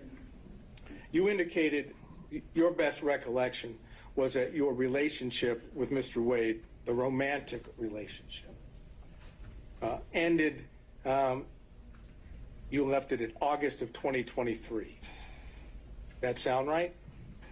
That's the hard conversation. That's not the. We've covered this. Next Yeah, question. great. And you characterized it as a tough conversation, correct? Yes. I'm not going to get into the conversation per Why is se. that funny and cute? Well, if he doesn't want to, we won't go there. So, Mr. Sadon, next question. You know, it's kind of hard to say no when you've got that opportunity. But all I'm going to say is, was it pre-indictment in this case? So, We know the timeline that the indictment was delivered. but Well, actually, and so that we're I'll give you clear, that. the physical relationship ended pre-indictment. And is that when you were talking about the tough conversation? But I'm not sure that the tough conversation didn't happen until after, but the physical relationship. So I'm sure if you ask Mr. Wade, because he's a male, he would say we ended June or July because physical contact ended then. Just in my mind, being a woman, it's over when you have that like hard conversation. I just think women and men think differently. And I think the answer, Mr. Sadon, to your question was not sure whether it was before or after the indictment. Well, I'm not gonna sure talk that about was your that, too. answer, but let's see if I can get specific. That is what I said. That's what I said. I'll let you. Next question, Mr. Sadon. If you need to clarify. Want to say one more? The romantic relationship ended before the indictment was returned, yes or no? To a man, yes. What? To a man, yes. Wow. Do you know? She's explained this, Mr. Sadon. She's explained this. And did Come on, Judge. did the You're giving her too forthcoming much indictment leeway. have anything to do with Judge it? already decided. Or was it just a coincidence? Mr. Let's go on and have the conversation. I've just asked you whether or not it was a coincidence. Had absolutely nothing to do with this. It's interesting that we're here about this money. Mr. Wade is used to women that, as he told me one time, the only thing a woman can do for him is make him a sandwich. What? We would have What? brutal What? arguments about the fact that I am your Ain't equal. nobody make me a I don't sandwich need in a anything long from time. A man. A man is not a plan. A man is a companion. And so there was tension always in our relationship, which is why I would give him his money back. I don't need anybody to foot my bills. The only man who's ever foot my bills completely is my daddy. Is there anything else you would like to add to that? No. Sure. But I'm sure we'll talk about it further. No, we're not going to talk about it further. All right, no back and forth, Mr. Sadon. Next question. My next man. question is something that that has to do with what I've characterized as the church speech. Let me just That tell was you what the coming. I question told is, y'all. because I know that's not Preserve something. it for the record. Huh? You can preserve the question for the record, but then we'll move on. That's correct. Thank you. when you gave what I've referred to as the Martin Luther King weekend church speech, you know what I'm referring to? A great honor of mine. That's a historic African-American church. Yes, I do. Okay. Did you have handwritten notes with you that you were reading from during the speech? And on second thought, Mr. Sadov, because you might have a number of questions about this, why don't we just bullet point what you would want to cover on this to preserve for the record, and then we'll move on to the next topic. Okay. I don't know why. Since I had laid out before that the forensic misconduct isn't a So subject do of the I evidentiary not hearing. get an answer for that? That's right. Okay. Did you read your speech? Well, no, Mr. Sadov, for everything related to Yeah. any forensic Oh, you just want me to misconduct stay claims. out of it now? We're just not, we can do it in a bullet form if you just want to cover what you would have asked, but it's not in a question and answer format. Okay, so I should do that at this point or do it Sure. when you're ready? We can do it right now, so it's fresh on I'm your going to ask her about, did she prepare the speech? Did she have notes on the speech? Did she read the speech? like she When did she do this? When did she write the speech? Who was she referring to when she was talking about others? Who was she referring to when she said they? Who she was referring to when she spoke in terms of their, that is, their, I would love to answer those questions. Well, Ms. Willis, you could certainly do that in some other format, but for today, that's what we decided we're not going to cover. who was she Write it talking about down. that was playing the race card, and why she didn't tell the people at the church that she had had a personal / romantic relationship with the, all due respect the way it was characterized, the black man that she was referring to, and was the black man she was Not the black man. referring to was that Mr. Wade. Ah! That's that area of inquiry. Noted for the record, Mr. Sadov. Next topic. Okay. He said the black man so properly. At least he didn't say boy. I realize that you've testified that you have no records that with regard to cash payments, Yes. correct? Would your bank records reflect that you withdrew cash No. from your bank account No, she said she had the money in the house. during why is the that time question? period of 2020, 2021, 2022, or 2023? I'm not asking you, I'm just asking whether they would reflect that you withdrew cash she kinda from answered any of that. your bank accounts. So the exact amounts? No, just But yeah, that of you course, did. of course, I withdrew money throughout that time period, throughout my life. I've withdrawn money from the bank. Yes, of course. Talking about cash from, that is that you go to a Cash, bank right. or you go to an ATM Cash. and you take cash out. Either that way, or you go to Publix and you overpay, or you go to another store and you What overpay. So overpay? yes, Oh, she know the go backdoor through tricks. that. Yes, of course they would reflect that at times. Okay. And She's so around those the way, records, girl. if we had them, would show that, correct? That throughout the course of my life, I No, took no, out money. from, I I was said very life. specific. I said Yes, during the 2020. I course. like my Time hood. period, I I love would've hood. taken I money love out, hood yes. chicks So, do you have a problem with, with a Absolutely. degree. Yes. you don't want the bank records to be made available for the court and the court I'm alone? going to object as to the relevance, and this has already been addressed earlier as it relates to other records. This is an improper line of questioning. He's doing it for the purpose of harassment, frankly, Your Honor. I'm just going to sustain it on relevance. Mr. Sadov, that's something you want to Not harassing follow up relevance. privately? You can do that. Okay. Last area, briefly. Yes, sir. You had contact with Mr. Wade in the year 2020, correct? Ooh, I had some contact with Mr. Wade. Would you They're still explain when you smashing. say some contact? Please tell us, talking about 2020. I had some contact with Mr. Wade in 2020. Need One to of get the some reasons action your tonight. allegations are so preposterous, or Miss Merchants that you have joined, Yeah. is Ma'am, No, no, I no, didn't no. ask It's you that about stress the buildup. allegations. I asked you about your contact. That's all I ask you, okay? I appreciate that you want to say something, but I'm interested in, did you have contacts with Mr. Wade in 2020? And your answer so far has been yes, correct?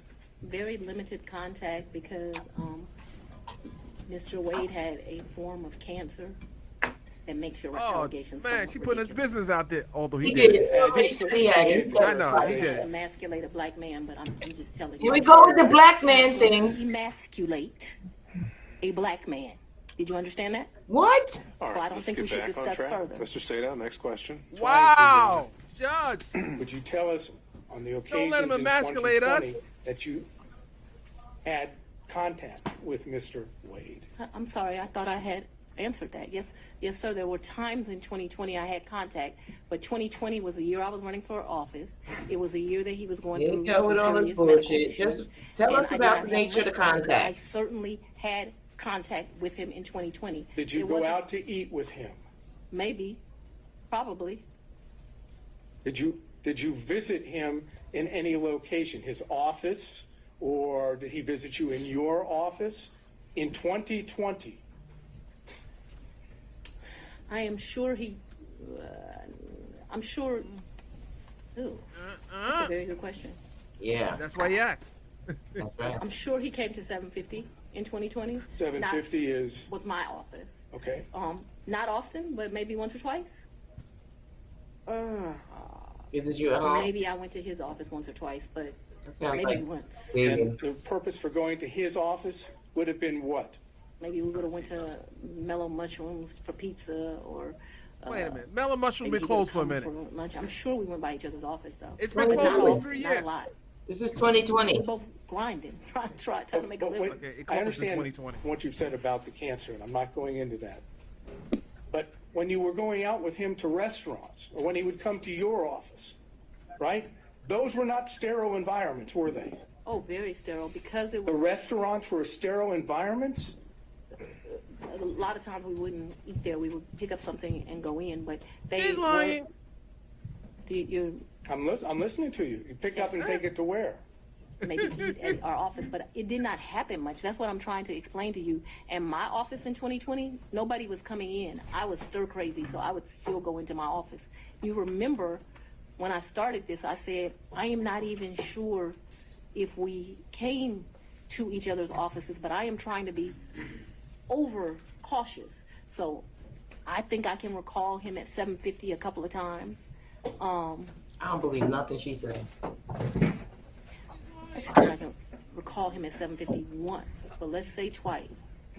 I have seen his office. I remember all the awards in the lobby, but I'm not sure in 2020 I went. I'm not even sure I went in 2020 at all. I just want to tell you yes, because I'm not sure. But I have a distinct recollection of him at 750. I have a distinct actually don't recollection. You have a might be telling distinct the story. recollection of me at his office in 2020. But maybe I went to his office in 2020. Maybe. Did you have ongoing phone conversations during 2020 with Mr. Wade? Oh yeah, I talked to. Yes, absolutely. Oh, he lied then. Yes. He said Yes. they didn't have No that many question about calls. that. No question. I talked to him on the phone in 2020. How often? I understood, and this is, maybe I was confused. The Belize trip was for His 50th birthday. his 50th birthday, and that was in, March. He turned 50 March 18th of 2023. If you look at the dates of the trip, I think we were there about 6 days. We stayed at 2 different locations. and you paid for it. 100%. He said, not only, I paid for the hotel, I paid for the flights, I had a birthday luncheon for him, I paid for massages, I paid for everything. And would those payments I want me be a funny. reflected on your I credit paid for the card? cash, You paid them in cash? cabs. I was telling you all the different things. I paid. And I'm asking you whether or not those payments would be reflected on credit card bills of yours. So there was about $500 that I think is reflected on a debit card. What my recollection is, I took about 4 in cash with me to that 400 or 4,000? 4,000. But I remember I handed him 2,500, and then the rest was just the money we spent. I probably gave $300 or $400 to this guy who was a taxi driver. He would drive us every day around the 2 or 3 That's days what we taxi went. that's what Took him to taxi eat cab like it was drivers do, it was drive my you trip around. money. And you had, to be clear, to end this She's up. she's the explaining too 4,000 much that to you me. just told us. But I didn't give it all to him. Remember, I only gave the 2,500 to him. I didn't It's ask like you when you that. get I when was your gonna child ask you that catch a child in 4,000 lies. is part of Try to explain their way out. my words, cash hoard that you had collected over time. Cash what? Hoard, H-O-R-D-E. Oh, I thought you said something different, sir. No, I'm afraid I Oh my wouldn't say God. that. Come on. Any Oh, circumstances to you or in All court. right, back on track. Whoa. Hoard, cash hoard bill. I would not classify it in that way, but I have money at my house. Yes, sir. And the money, when you had money at your house, But I'm speaking too loosely. I had money wherever you've I been was doing that staying. since you started. So I was not referring to my house in 750. I'm saying I had money wherever I was laying my head. Yes, sir. That was my fault that I wasn't clear.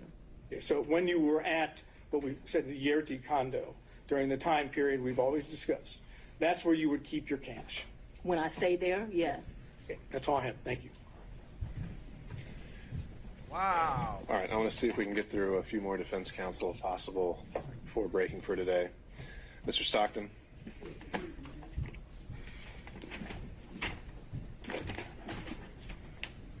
This Ross still gotta go. Madam District So, Attorney, I'm out. gotta come back tomorrow. I mean, Monday. I mean, Pleasure tomorrow. to meet you, sir. Madam DA, Still on direct. describe these various trips, and Mr. Sadow asked you about going to Washington. Did you and Mr. Wade go to New York? I've gone to New York. I've gone to New York twice since I've been district attorney. With him? I'm trying to think if it's 2 or 3 times. I went to do a domestic violence thing there for sure. Man, why can't you just answer And the I was question? honored, and I went to the Apollo Just there. can't. Those are the only 2 trips that come to mind. Answer the question and I went. explain. He was not with me. Okay. You also said that he was a world traveler and had been on many of the continents. I've been to 6. Have you been on any of those continents with him, Um, besides this one? where's Belize? What continent is it? I'm not being funny. I don't know. Let's say, with the I've been to exception the of, Belize with him. I've been to the Bahamas with him. I've been with Aruba with him. Don't embarrass me. I'm not sure what continents those are on. Whatever continents those are, that's where I've been. I'm sure if I gave it some thought, I would tell you. But whatever continents those are, that I've been to those locations, sir. but not Australia or any other continents. I don't even want to go to Australia. I do know he took a trip in December to Australia. I have no idea, I don't know anything about that trip. When Mr. Wade began working with your office, Yes, he had 2 other gentlemen that worked in his firm with him. Is that correct? yes, Terrence Bradley worked for him, and Chris Campbell worked not for him. They worked with each other. Did you understand what their partnership arrangement was? No, Did he ever make you aware of how fees were divided or anything? no. Now, since you have been district attorney, the 2 gentlemen that worked with Mr. Wade and his firm, they also had contracts with your office. Is that correct? I probably had 2. No, I don't. Well, I don't know if we've covered this to Ms. Willis, but I still don't know what the relevance would be of her testifying to this. But I've had about 10. Oh, I'm sorry. Do you want me to answer Let's or figure no? this out. Judge, respectfully, I think based on Mr. Wade's testimony, he had an interest in those contracts. Sure. And then, but how's that been imputed to Ms. Willis? I don't know whether or not she knew she was giving him that benefit. That's what I was trying to explore. Okay. Well, maybe we can start with that question, and then if she doesn't know about it, then the ins and outs of all the contracts wouldn't be quite as relevant. Judge, to lay a foundation for that, though, Let's see where it respectfully, I takes need us. to. Go ahead. The 2 gentlemen that were in Mr. Wade's office, did they have what I think's been referred to as a taint contract? So let me be clear, and I may get the names wrong.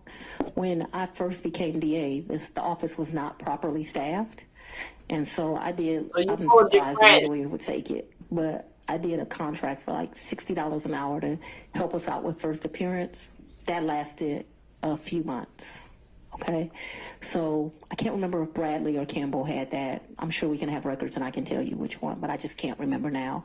I liked their experience. Bradley had been a probation officer and a defense attorney. Campbell had been a police officer and a defense attorney. There's a reason I'm telling you this. Then that contract, like I said, it didn't last long. It was just, I was aggressively hiring. As soon as I got where I felt like I had first appearance, enough lawyers for that, I let them go. Then we had what's called a filter contract, but it was not filter for this particular case. I do have a lawyer who does the filter for this election interference case. When we're talking about filter, the contract they had that neither one of them has any longer, I now have another lawyer that does that for me. It was only for police brutality cases. It's for what I call the, so when I first got to be the DA, I had, the whole unit was called anti-corruption. It dealt with both elections and police brutality cases. I actually took a trip to Houston and visited the district attorney in Houston. They divided their work up, and I thought the way she was doing it was better than me. And so I made a civil rights unit. And so they did what we would classify as civil rights cases. Those are specifically the police brutality cases. When I first took over, I was told Paul had not filtered 5 cases. That was a joke. It ended up being the 101 cases. They weren't filtered, which is why I hired 2 of them. Eventually, we got it down enough that it was 1 of them. And then now I still have 1 lawyer that does it, but now I've been able to cut those cases down to like 30. Can you tell me and help me understand what the purpose of the filter is? Yes, sir. So what a filter is police officers make statements in the line of duty, and you are not allowed as the prosecutor to know what those statements are if they're done in the furtherance of their employment. And in fact, if you know what those statements are, you're basically disqualified from the case. You can't have it anymore.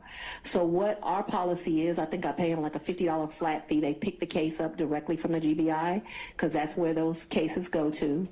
And then what they are to do is to go through the entire file. So the body cam, which is important because sometimes they'll make a statement to their supervisor on body cam, in the police reports where they write things. If it would be easy if it was just some statement of the police officer, but what you find out is these statements are embedded in it. And so what your filter lawyer does is they go through it, they either redact it out electronically or they cross it out, and then once it is crossed out, then they provide it to my team, and then we're able to look at it. That was not being done appropriately when I became district attorney. I thought that it had only been, so Mr. Howard had some Chinese wall thing that I didn't think worked at all, where allegedly those cases were properly redacted. That ended up being a joke. And so the 5 cases really turned into, I'm not gonna say all 101, but a vast majority. That is the work that Mr. Bradley and Mr. Campbell did for me. They did a really good job. All of those cases that we originally came with, they're done. Those cases they're not just done for Mr. Bradley and Mr. Campbell, they're done through my office. But obviously life is not stagnant. There have been new police cases. I do have a lawyer that is doing that work now. That doesn't work for me. That's same kind of deal. I have another lawyer that does filtering for this case, completely separate. So in the same private office, you had a filter contract, then you had somebody else handling first appearances and so forth, and then you had a special prosecutor. Is that correct? I'm just not. Ultimately, the answer to your question is yes, but I'm not sure that they did it at the same time. The first appearance contract was either $60 or $90. I don't know really how I convinced them to be able to take that, but I think because it was for such a short amount of time. And then I think I pay my filter lawyers, which I still don't know how I get away with, about $150 an hour. And I want you to understand, the AG pays special prosecutors $1,000 an hour. So I'm a tough negotiator. Paul was paying people up to $375 an hour. I won't pay anyone more than $250 is my max. I have a lot of lawyers a lot for what I have that work at $250, and I cap them every month. You can't go past a certain amount of hours. Would you agree that if Mr. Wade and the 2 other gentlemen that were in his firm were splitting fees in equal thirds, would you agree that he would benefit from the tank contract and also from the other first appearance contract? I would agree he would make money. Yeah, so to make money is a benefit. Just a thought, guy. Mr. Durham, if you're still with us on Zoom. No questions, Your Honor. Mr. McDougald. I do have a couple, Your Honor, but it's a little awkward from back here. Do you want me to? Yeah, why don't you go ahead and make your way up.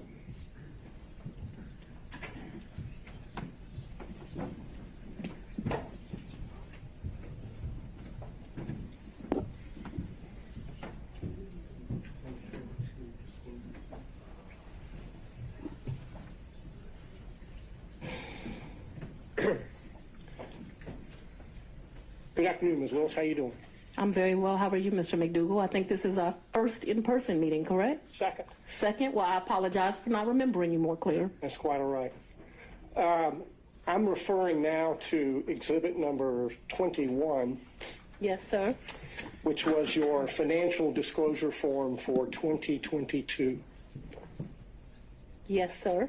And it has a question which requires you to disclose any gifts or favors from a single prohibited source in the aggregate amount of $100 or more. Do you see that? I don't, but I believe you. It would be on page 2 in the middle, paragraph number 3. Yes. And what is your understanding of a prohibited source for purposes of this form? I believe there's some classification of somebody you like don't have a personal relationship with that gives you $100. All right, if you look somebody under there Sorry. at subparagraph 2, Romanet 2, it defines it as someone that you know or should know is seeking to do or is doing business with the county, correct? Yes, but yes. That includes Mr. Wade as of the date you filled out this form, correct? Yes, but he never gave me a gift of $100 or more. The only thing that I would say maybe went over that, but I don't think it ever did, is if we went to dinner and my meal was $100, but I don't think I've ever eaten $100 worth of food at a restaurant, because I would not pay him back if we went to lunch or went to dinner. But trips, I paid him back for. You know, I never thought about the money until y'all brought it up, and I would be less than honest that says I was giving him the money back because I was the district attorney. I didn't take gifts from him for a lot of personal reasons. Anyway, I did not take gifts from him. And so your reason for not disclosing any gifts from Mr. Wade on exhibit number 21 is that the aggregate amount on a net basis was less than $100 in the year 2022. Is that correct? I did not accept a gift of him of more than $100 in 2022. The one exception to that, because I want us to be clear, is we probably went out to eat multiple times in the year. If you're considering eating a meal, you know, because we went out multiple times, that probably went to the level of more than $100. But if we're doing tit for tat like that, I probably paid for as many meals as he paid for. And so I did not receive any gifts from him. The question on the form, I understand the the question. aggregate in excess of $100, and your testimony is that you did not receive in the aggregate more than $100. All right, Mr. McDougald, you can sit down now. I believe she answered that question, Your Honor. She answered as to specific individual gifts. Sit You're down. not listening to my answer either, so we're done. Very well. Okay. 611. Mr. Rice. No further questions. Mr. Gillen.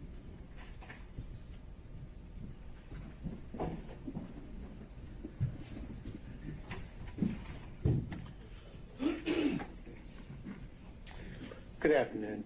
Good afternoon, sir. A few questions here. I want to, you saw the book here, Find Me the Votes. That was shown to you, correct? Yes, sir. Your Honor, I would like to just tender this as an exhibit, number 22. Is that your copy? It is, All right. What exhibit is that going to be? 22. All right. I'm making the Is that evidentiary contribution here to this. Now, My contribution. well, I guess you're tendering it Yeah. with position of the state? I'm going to object to the relevance at this point. That's just, there's no relevance at this point. Mr. Gillen, are you using this to confront her with prior statements? yes, Your Honor. And statements that she made concerning her financial situation and laying the foundation for that, and that she gave these interviews to the authors, and so this would document that, and ask her, get this in the record, ask her questions about it. Well, we could mark it for impeachment purposes. I'm a little wary of entering an entire 300-page book because I don't know exactly what every single line, if it would pass hearsay or relevance or et cetera, but I don't think it needs to be admitted as an actual evidence for the record for you to do what you need to do with it. So, Well, Your Honor, I understand. I just would, it's marked as again, Exhibit 22, and we'll move from there. thank you, Your Honor. Now, you were asked a little bit about this book before, correct? I think Mrs.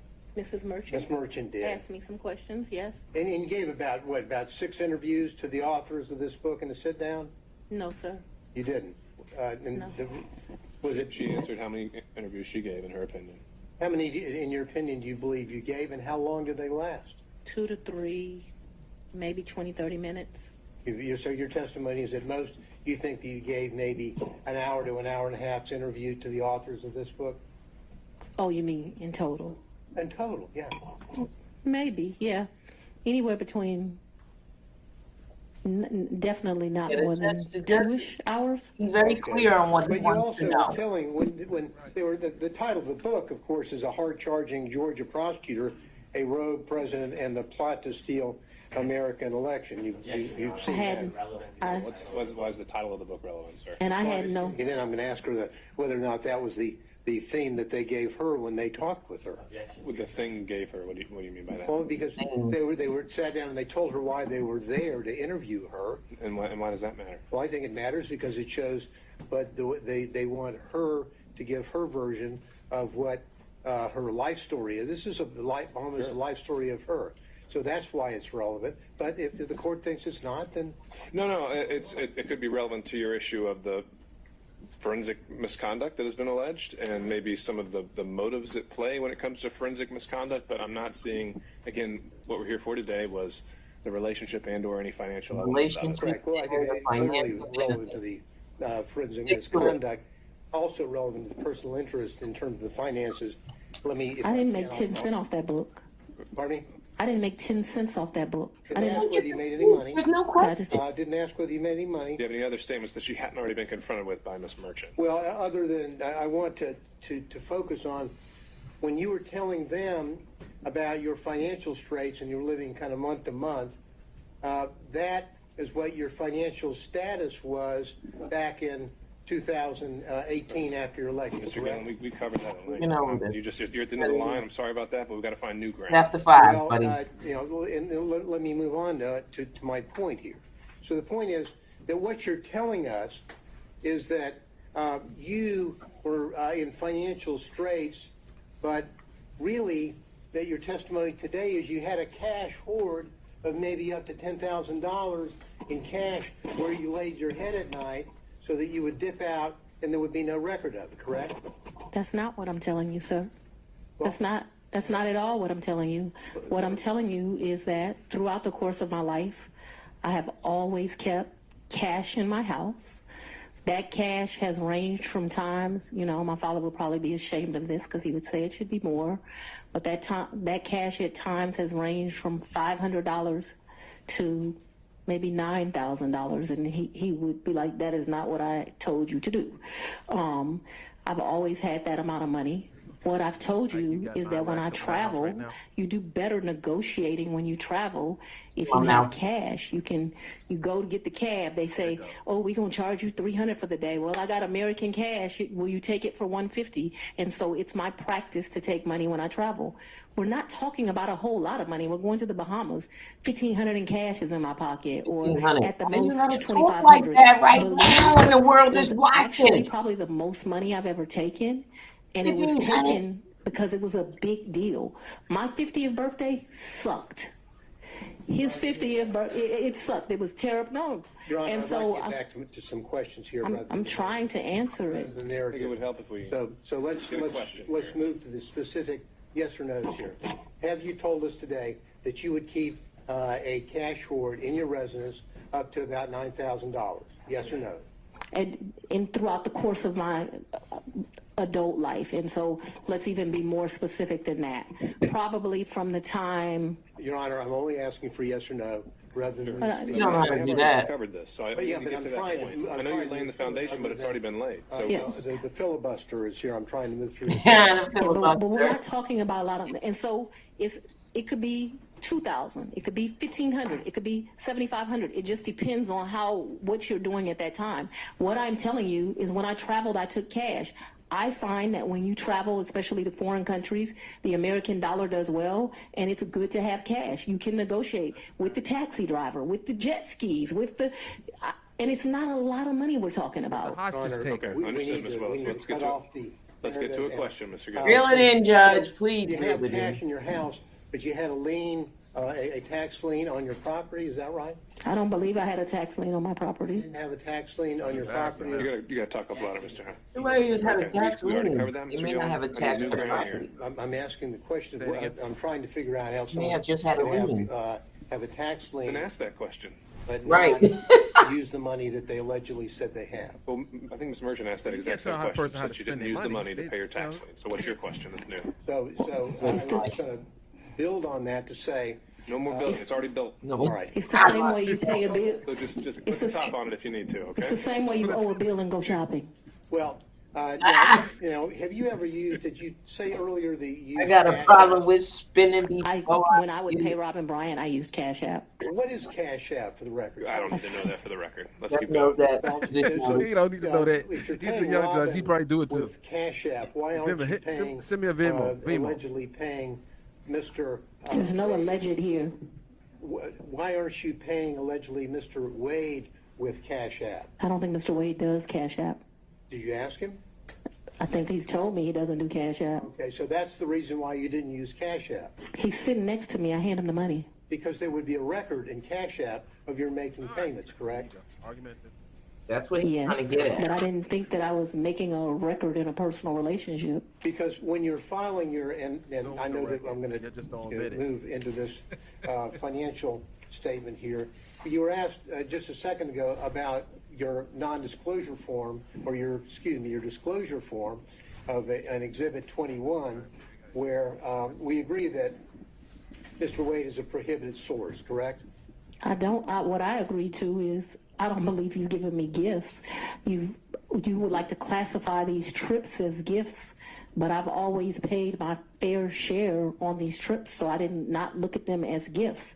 I don't think that what this is disclosing, and they can tell me if they mean something different, I don't think it means that if you go to dinner with somebody over the course of a year and it gets to 100, you're supposed to report it. If my understanding of that is wrong, I've probably been to lunches with a couple of people that over the course of a year they paid, I paid. Let me, prohibited source means, We already went over this, Mr. Gillen. Mr. McDougal. well, Your Honor, I have to lay the foundation here before I can follow up with my next question. I don't know why you can't. You have to. Well, It's already, the okay, questions have been made. Then your 2022 disclosure form did not list any of the thousands and thousands of dollars that Mr. Wade paid for on trips that you were on. Objection. Isn't that correct? That's because Mr. Wade was paid that money back, or he was paid due to the fact that I bought the plane ticket or I paid for the hotel. There were never money that he gave me. That wasn't the nature of our relationship. You know, there's so many men, and Mr. Wade is one of them, where the nature of the relationship is they're just paying a woman. The nature of our relationship is companionship and friendship. Despite the way people would like to paint certain women, it's just not true. Final question. And not a single solitary documentary piece of evidence showing that you have withdrawn the cash to pay him All back. right. Thank you, Isn't Mr. that- Gillen. That's not accurate. Thank you. Okay, Mr. McCullough, on behalf of Mr. Floyd. All right, and Mr. Cromwell on behalf of Ms. Latham. Great thing about becoming last is most of your questions. I had one question, Ms. Willis. Can you hear me? Yes, sir. In the time period between February of 2021 and January of 2022, while you were staying at the Yurdi condo, did your father ever come and visit you during that time period at the Yurdi condo? He did not. That's all I have. Thank you, Your Honor. All right, Ms. Cross, I would imagine you have a number of topics to cover with Ms. Willis that'll take more than 10 to 15 minutes. I do. Okay. And I think we've reached a stopping point for today.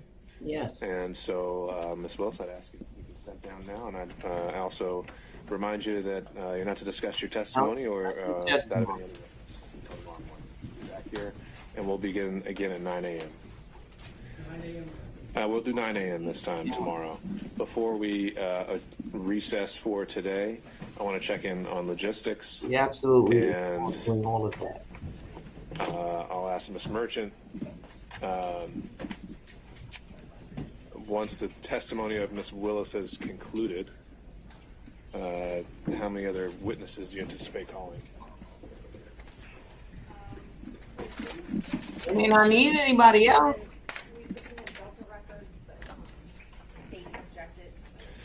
We can handle that now.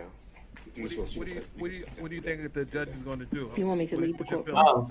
feeling? Or you can sit at the council. He's undisqualified. Page of the witness box. All right, so 2 witnesses, and then querying other defense counsel. I know Mr. Gillen, there was a potential witness that was objected to by the state, so there's another one there, and we can talk about that. Were there any other witnesses anticipated from any defense counsel?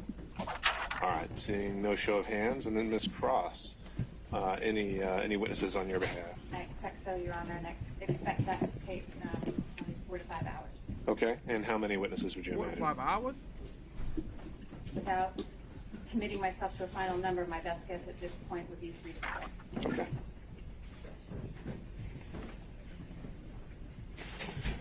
All right. No, they don't understand. Do we know who, I mean, I gave them our witnesses. I know we're supposed to give witnesses. Can I get a witness list? I'm guessing that one is John Floyd, but I don't know anything else. All right.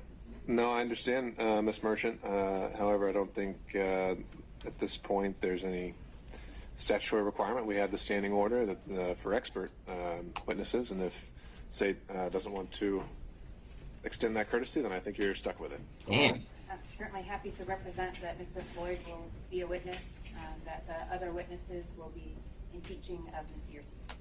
Okay.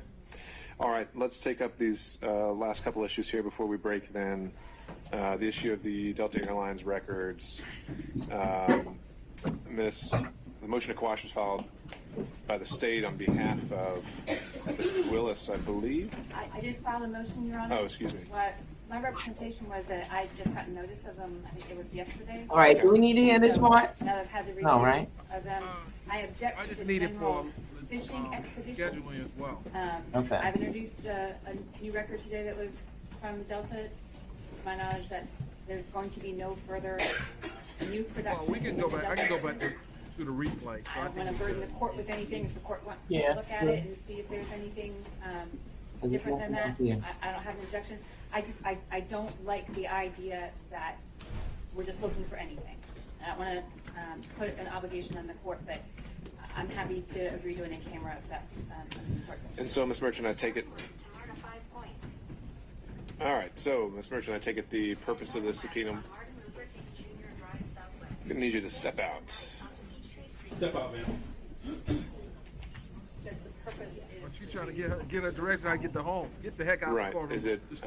Is it because you suspect there are other travel records, or just you think there might be something else in there? It's, well, one is to. I thought that was you, Nike. I'm like, what the heck are you trying to go to? Some of the travel records. In Georgia. Yes. And so we have no problem, like I told the state, putting them in camera. I don't even. I mean, what I'm saying is if we've heard about the trips today in This detail. judge has a lot of patience. Is there I'll anything say else that. that's Lamb Yeah. won't be all Ah. is going to prove some Lamb additional. won't be all over just like a further cheap suit. corroborating what really is kind of uncontested at this point. There may be some additional trips.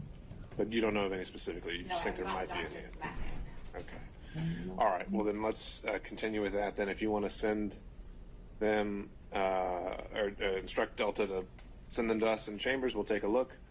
And I think essentially, if there's, you can tell us, Ms. Merchant, what you think we should be looking for and what you think is relevant, and we'll do that. Okay. All right. And then when it comes to Mr. Schaefer's witness, there was an issue raised about this kind of being a summary versus an expert witness. And Lady in the white is Ashley Merchant. She is the defense attorney for essentially kind of a co-defendant Roman, that Mr. Gillen's who's a witness Trump's would- co-defendant. the sole purpose of this witness to introduce.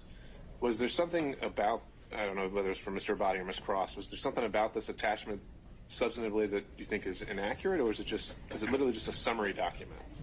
I can't tell because the documents to support it were on a thumb drive, and there's tens of thousands of those documents, and so I don't know whether that is accurate or not. I can point to some characterizations on it that I would quibble with. Sure. I think the result is wrong, but I just can't agree to include the documents of someone testifying from the documents that I just can't verify. It may well be that there isn't anything ultimately, but I can't represent that and I can't agree. The document itself isn't authored or identified as being authored by any particular person. Okay, give me a second while I pull it back up. Thank you. So what I was provided by Mr. Gillen is a 3-page document that starts with a timeline, usually dates, events, and sources, and it ends with an Excel sheet with some more figures. And Mr. Gillen, what do you have to say on this? What we would tend to call Bill Selensky as a summary witness, not expert, not even expert. And what we've done is that we have, and we got the bulk of sort of what was in the download we got last week.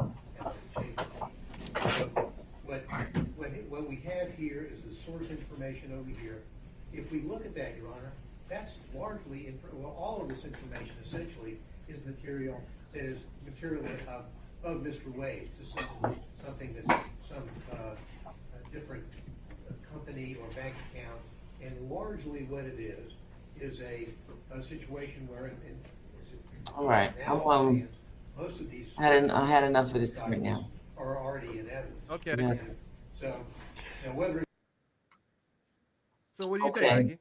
Take this off What do you think so far? on the line. Let me get off. Let me get that off. Let me remove that from the stream. I'm finally getting something right, y'all. I think. Hold on. Oh, look at that. What's up, Dennis? What's going on? Well, I don't know the entrance she made into the court. I think that might have been planned. It was for theatrics, or she's just a client that you can't control. That's exactly right. That's the problem with having lawyers who are clients. They are the worst type of people to have as clients because they think that they know better. And that's why they say having yourself as a client, as an attorney, is to have a fool, right? Fool for a client. That's exactly why we don't represent ourselves, because we can't see when we should shut the fuck up. Right. And I think that may have been a gift for the defense, the way she came in. what was she doing? She didn't, first of all, not only it absolutely was a gift because the judge had not ruled that she would have to come testify. Right. So Yeah, he hadn't ruled that she even had to come. So why are you here? and she opened What the is your door. point? She opened the door. So if they were trying to shield her for whatever reason, and the whole motion to quash, it was irrelevant for her because she had intention of coming in. She was already. I want to go find that Yuri's testimony. Okay, you're gonna go take that back to the very beginning. I gotta find it. Where's she at? She was on the 15 minutes in. 15 minutes in. Damn, it ain't on this one. I gotta find it on it ain't on this one. It ain't on this live. I gotta find it. That's craziness. Let's see. Locate it. I'll be right back. I'm looking. I mean, nah, I got Wade. Too much of Wade. I can't stand him either. Let me see. I need from this morning. That's what it is. I need from this morning. Let me look.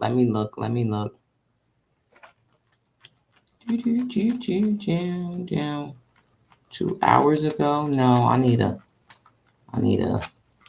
something from 6 hours ago.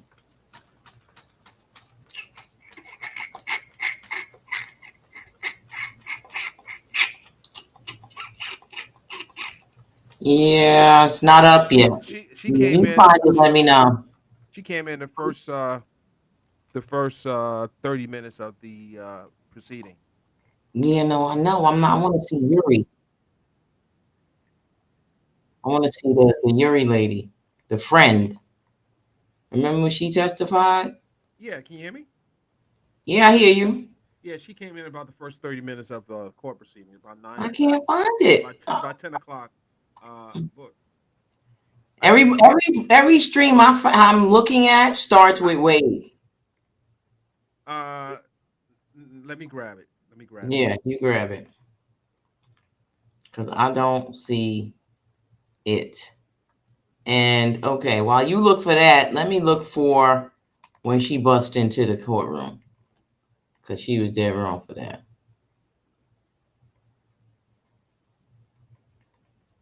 Because that was wild.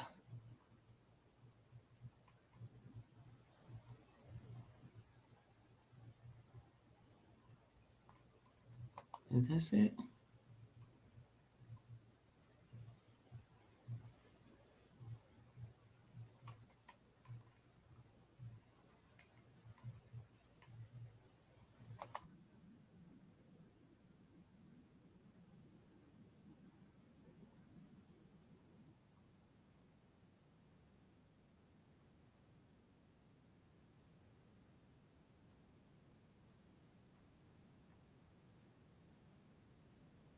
So it was definitely after lunch. No, it was after he was finished. She said somebody told him he was finished testifying and she just ran down. Let me see.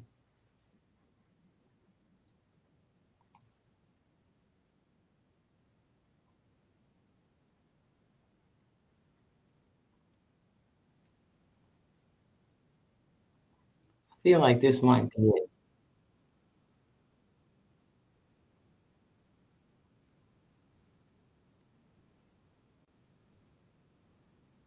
Hang on, guys. I'm trying to see. I'm looking for that.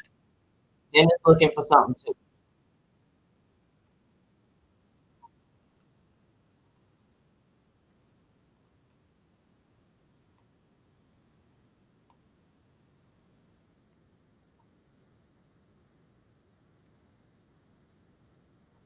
Extraordinary lengths to hide their relationship, to hide the nature of their relationship. Extraordinary. The district attorney needs to take the stand, and she needs to tell this court and this courtroom why she filed financial disclosures in 2022 identifying prohibited sources, which Mr. Wade clearly is a prohibited source. Did you get gifts and benefits? Now we've seen all this. We've seen the trips. We've seen all of the things that total up to around $10,000 in cash.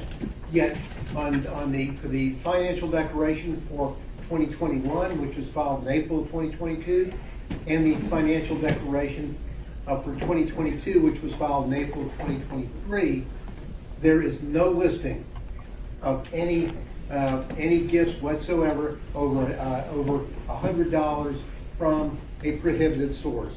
It cries out for her testimony.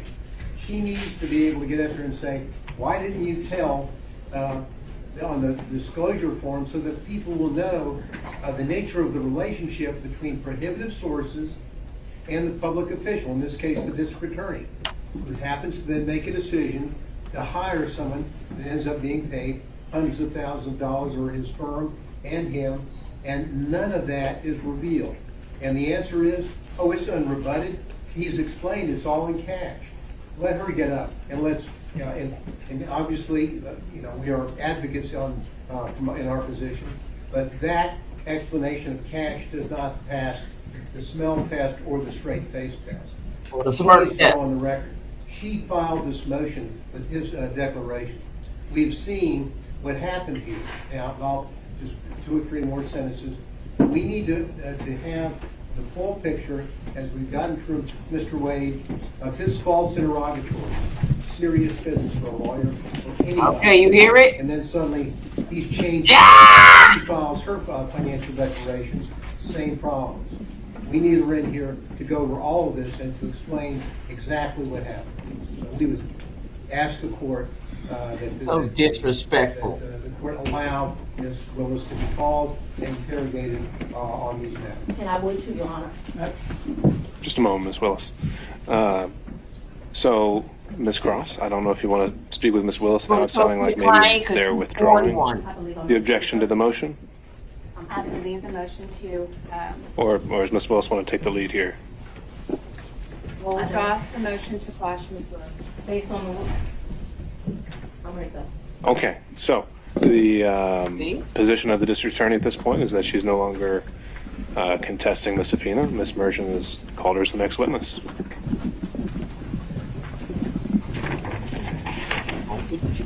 I would ask, Just move that out. I need 3 documents in front of me, and they're the 3 filings of Ms. Merchant. 3 filings.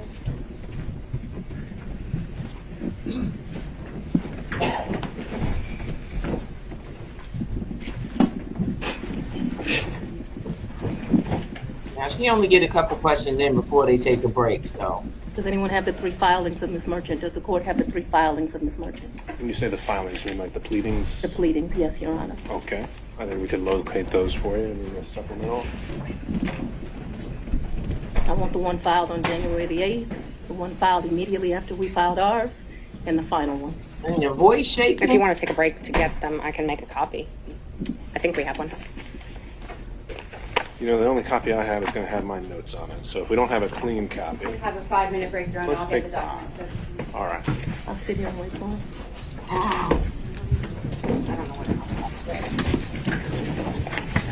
So sorry. Hold on. Why did I do that?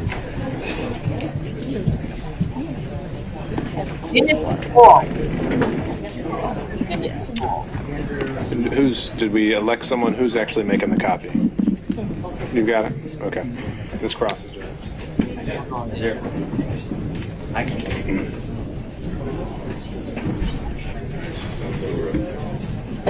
All right, so they take the break after this. I'm gonna stop this one.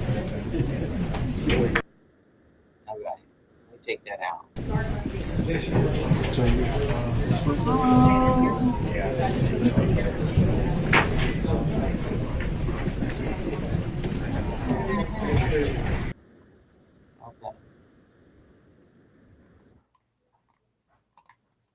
So I just ran it back. You got Yuri? That's what you're sending me?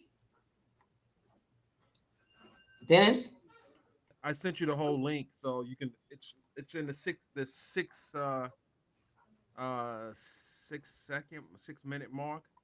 All right. I believe. Let me get to it then. So let me look at it as well. Hold on. I'll give you the exact location. Let me get to it then. Yeah, none of this. Come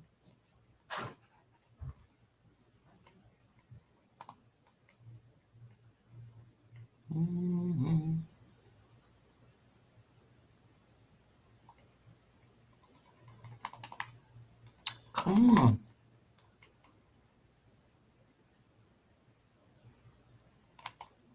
You said 6 minute mark? I'm gonna pull that right now. Hold on. I'm just going past them. I'm at the 8 minute mark. Okay, it is. It's actually 6:59:21. Hold on, I got it. No, it's not no 6. It's like, oh, okay, I see where you at. Okay. Oh yeah, baby. Ah! I like what you doing to me. Hold on, I gotta make sure I click the right damn string. This one I think I can close.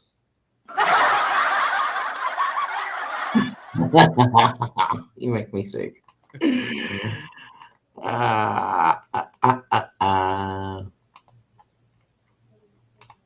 right, hold on. Da, da, da, da, da, da. All right, y'all ready to hear Miss Yuri? This is Miss Yuri. This is where I thought it got real ugly for her. Oh, hold on, I got it muted. Shit. Are you gonna maximize your screen? Yes, sorry. Unmute. On behalf of Ms. Yardy. Your Honor, when we were here for the motion to quash earlier this week, it's my understanding, as represented by defense counsel, that Mr. Bradley's testimony is, so to speak, the bridge that was built to involve my client, Ms. Yardy, into this matter altogether. Now it seems as though that is being usurped, and now she is being the quote-unquote foundation for defense counsel's presentation this morning. So we do object to that, Judge, and would renew our motion to quash the subpoena, because this is completely contradictory to what we had via the hearing earlier this week, Your Honor.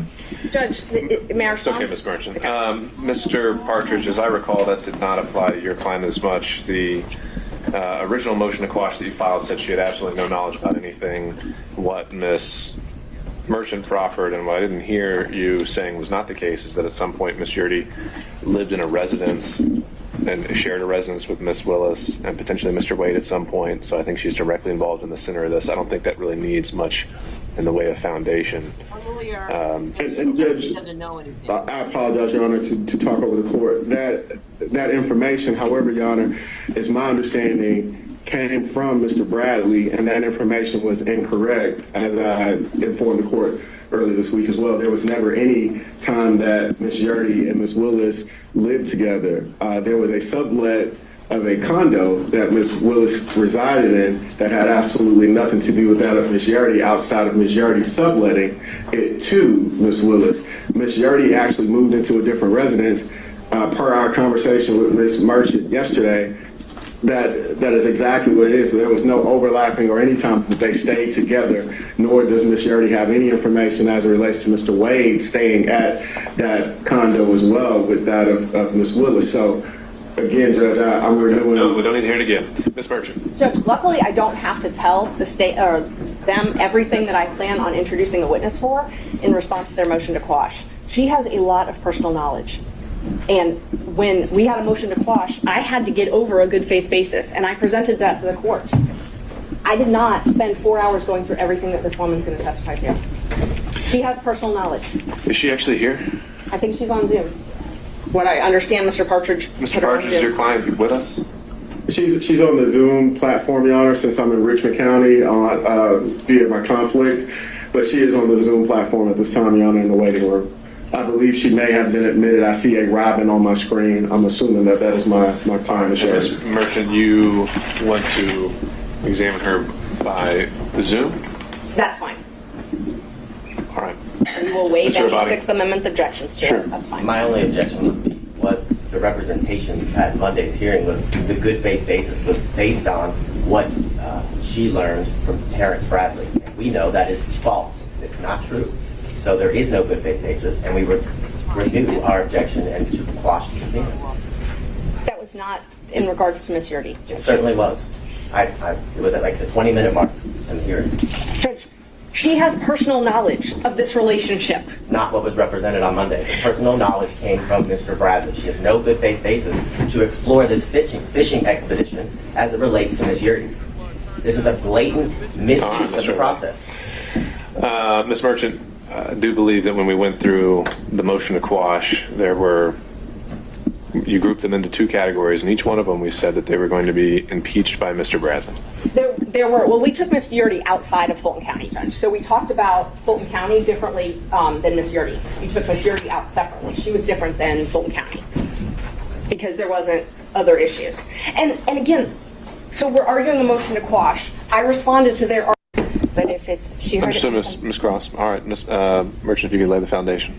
Do you have information that Ms. Willis and Mr. Wade met in October of 2019? I'm going to renew my objection, Your Honor. Information is not sourced to personal information. If the question can be rephrased, then that may address my concern. So Judge, I just want to make sure that I understand. So they've objected to me calling Willis and Wade. It's just a matter of foundation. If you can just rephrase. Do you have knowledge of when Willis and Wade met? I'm going to object again. Personal knowledge. Overruled. Thank you. Do you have personal knowledge of when Willis and Wade met?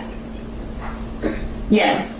She told me that they met at a conference. I don't know what conference. Okay. I'm going to renew my objection, Your Honor. Clearly, this is not firsthand information from this witness. It's hearsay that was. But you said she told me. Yes, it's statement against interest, Judge. If Ms. Willis. Just pause. I'm sorry.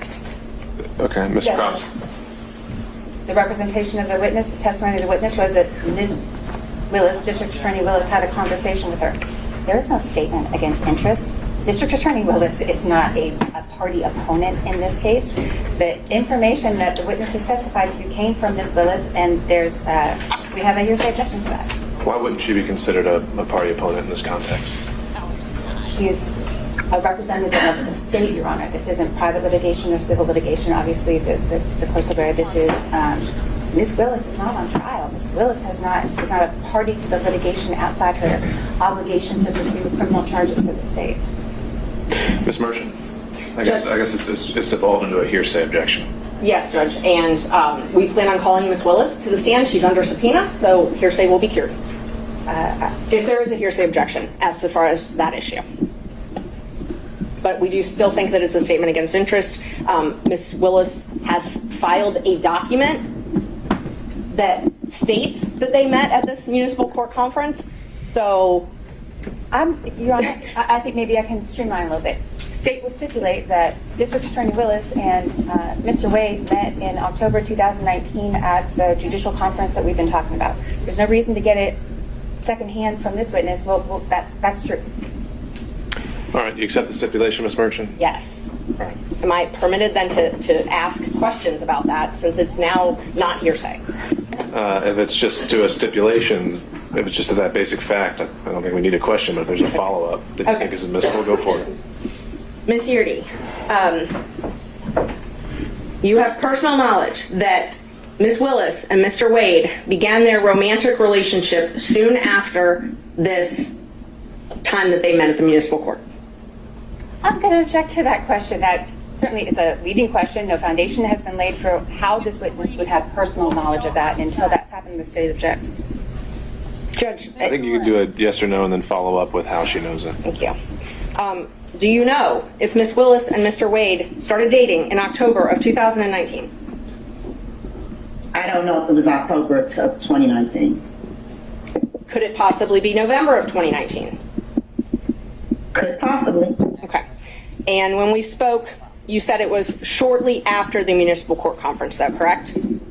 Yes. Okay. So you know that their relationship, their personal relationship, began shortly after this municipal court conference. Yes. And when I say personal, romantic. Hold on, Dennis. That right there. Let's just stop right there. Yes. This is one of her friends for 20, 30 years. Characterized as either best friend or good friend. Right. She is testifying after her lawyer has tried to quash the subpoena, after her lawyer has represented she has no personal knowledge about this. She is now testifying that she's been friends for 20, 30 years. Right. And that she knows that they first met in October 2019 and that soon after that, they began dating. Soon after that. So either the end of 2019 or early 2020. Pause. Stop. Drop a pin. December 19 or? She is maintained, and so did he, in a number of different places, that their relationship didn't begin until after he was appointed, sometime in 2022. It started, she says, sometime between February and April. He said March 2022. But y'all taking trips like y'all ain't just meet in February 20. Come on. Y'all on trips already in March and wherever y'all going, the Bahamas and all of this. And right. He tried to lie in his testimony. He said that he didn't have too many conversations with her in 2020. Right. That's not what she said. Right. She said they had plenty of conversation. Right.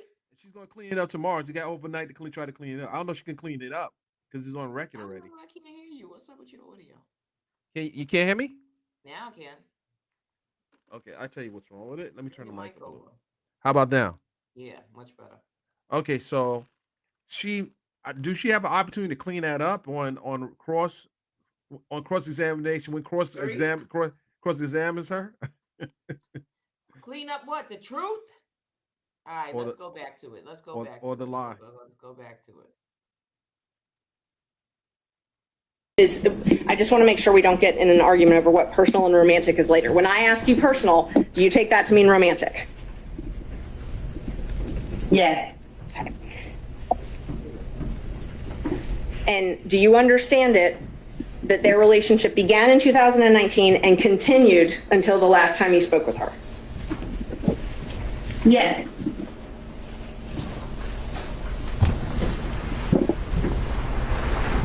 And you were essentially her best friend during this time, right? Not best friend, good friend. Good Let me friend. ask you a Okay, question. close friend. Real And so quick. would you Does she frequently come across socialize as a with disgruntled employee? Does she come across as a disgruntled employee? She didn't to me. She Me didn't come either. across as disgruntled to me. They did bring out that she had some performance evaluations that weren't so great or whatever may have you. But But they do that anyway to was try a to discredit reflection employees. on Fonnie to me because it looked like when she got the job, she staffed it with her friends, whether they Right. were qualified or not. Right. And so the fact that this woman who is your friend for all of these years is now in this position and she's not up to par. And so she's receiving some reviews that show that she's, substandard candidate for the job, and then she eventually leaves. So I mean, that happens. Sometimes cross tries to make it seem like she's got an axe to grind, but I don't think it came across well. I didn't think so either.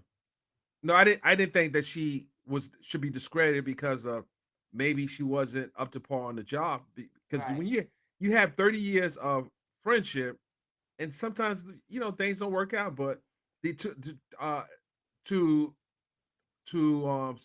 someone else that made a point.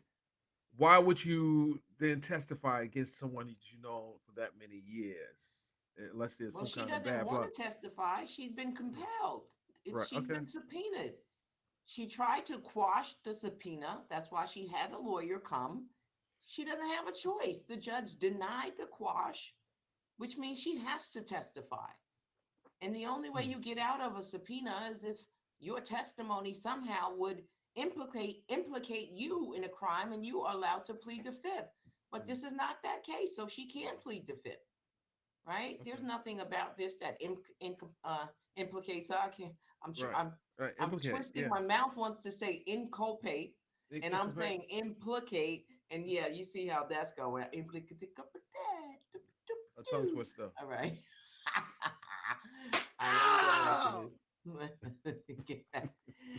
Oh God. her? Yes. And you saw her at work every day? Yes. So you had a chance to see them interact together on a personal level? Yes. And so from everything that you saw, heard, witnessed, it's your understanding that they were in a romantic relationship beginning in 2019? Yes. And when you left the DA, I'm sorry, let me ask you, you said that Ms. Willis came to live with you in April of 2021. I'm sorry, April 1st, 2020 or 2021? She said little. I never lived with her. Okay, I'm sorry. She took over your lease in April 1st, 2020, correct? No, 2021. Okay, I had it both ways, so I'm glad you clarified. So when she took over your lease in April 1st, 2021, it's your understanding she moved out of the house that she was sharing with her father and started staying at the condo? Yes. And is it your understanding that that's because she needed to have her own space? Yes. Away from her father? Yes. Okay. When you left the DA's office, was it, were you fired? No, I resigned. You resigned, okay. Just one moment, Joe.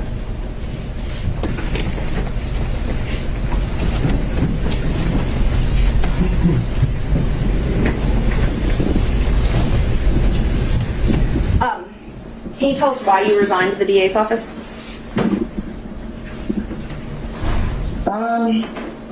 The number of things that was happening. a number of things that were happening. Is that what you said, ma'am? Yes. Okay. What was happening that caused you to resign?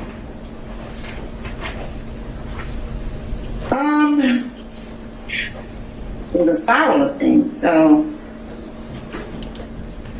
I guess the last straw is I was put in a department that I knew had no knowledge about. Something happened, and I didn't like it. They didn't like it, and that was it. Okay. Did you have any falling outs with Miss Willis? Well, we never spoke after that. You never spoke after that, okay. And so you're, without going into all the painstaking details, there's no doubt in your mind that from 2019 until 2022, Miss Willis and Mr. Wade were in a romantic relationship. What's the question? You have no doubt that their romantic relationship was in effect from 2019 until the last time you spoke with her? No doubt. And that's based on your personal observations and speaking with them and seeing them together and things like that? Yes. Okay. No other questions. Thank you. The other folks may have some questions for you, Mr. Yurdy. Say no. You want me to go to the If it's more than a couple questions, then sure, but if not. It's only a couple questions. Okay. I think, can the court reporter hear me okay? Ma'am, let me be very specific. Did you talk with Ms. Willis about her romantic relationship with Mr. Wade? Yes. Did Ms. Willis tell you on more than one occasion that she was engaged in a romantic relationship with Mr. Wade prior to you leaving the district attorney's office? Did she tell me or did I observe? I'm straight right now with the tell me. Yes. Did she tell you that in the year of 2020?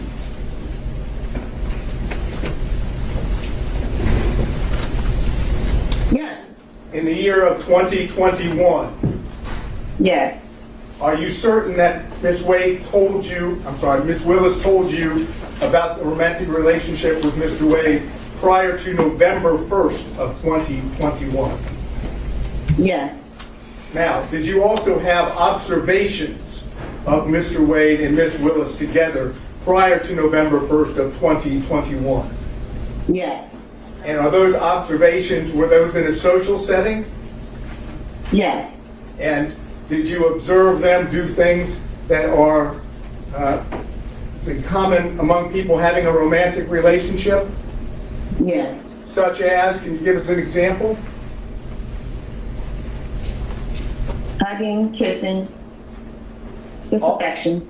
All before November 1st of 2021, correct? Yes. That's all I have. Mr. Stocks. Ma'am, did I understand you to say that there was a period of time when you and Ms. Willis lived together? No. Mr. Durham. No, nothing for me, Your Honor. Mr. McDougall. Nothing, Your Honor. Mr. Rice. Good morning, Ms. Yurdy. Were you aware in 2021 of any trips, social trips, that Ms. Willis and Mr. Wade took together? No. Are you aware of any social trips that Ms. Willis and Mr. Wade took together in 2022? No. And are you aware of them in 2020 or 2021 spending the evening together overnight? No. No further questions. Mr. Gillen. No question. Mr. McCullough. And Mr. Cromwell. No questions, Your Honor. Ms. Cross.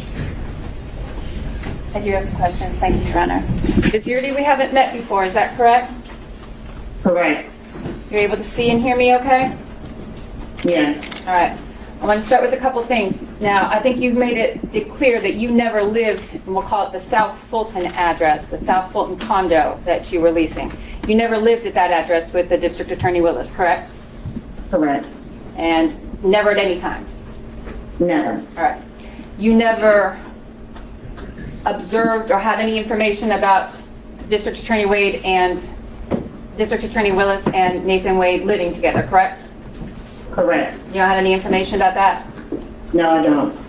Anybody said that that information was sourced to you, then that's incorrect. That's incorrect. Did District Attorney Willis pay rent at that establishment, at that condo while she lived there and you were living elsewhere? Yes. Who paid the rent? She didn't. Nathan Wade ever pay the rent? No.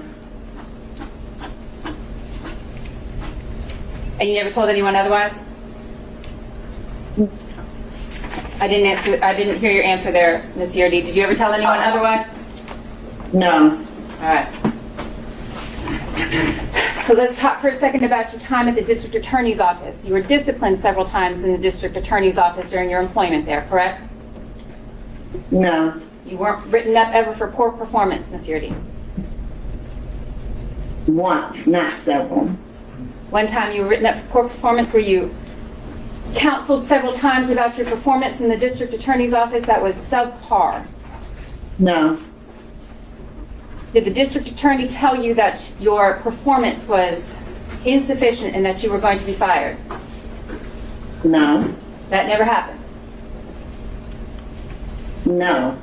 Maybe when we were at the end. What's the question? The question, Ms. Yerdy, was did the District Attorney ever counsel you on your poor performance in the District Attorney's Office prior and inform you that you were going to be fired? I don't really know how to answer that. I'm looking for the truth. I don't really know how to answer that. I mean, a situation happened that wasn't my fault, and I either was going to resign or be let go. So You understood that that was the situation. You could resign or you could be let go. correct. Yes. You were not welcome to stay. No.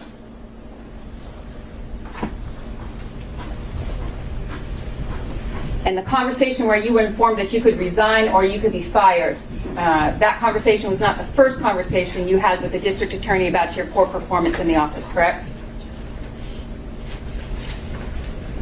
Well, it was kind of a spiral, but no. Yeah, it was. Whatever the situation was. Commentary by counsel. Questions are fine. Understood, Mr. Stano. Ms. Cross. Ms. Yurdy, the circumstances of your leaving the District Attorney's Office ended your friendship with the District Attorney Willis, correct? Yes. Y'all haven't spoken since? No.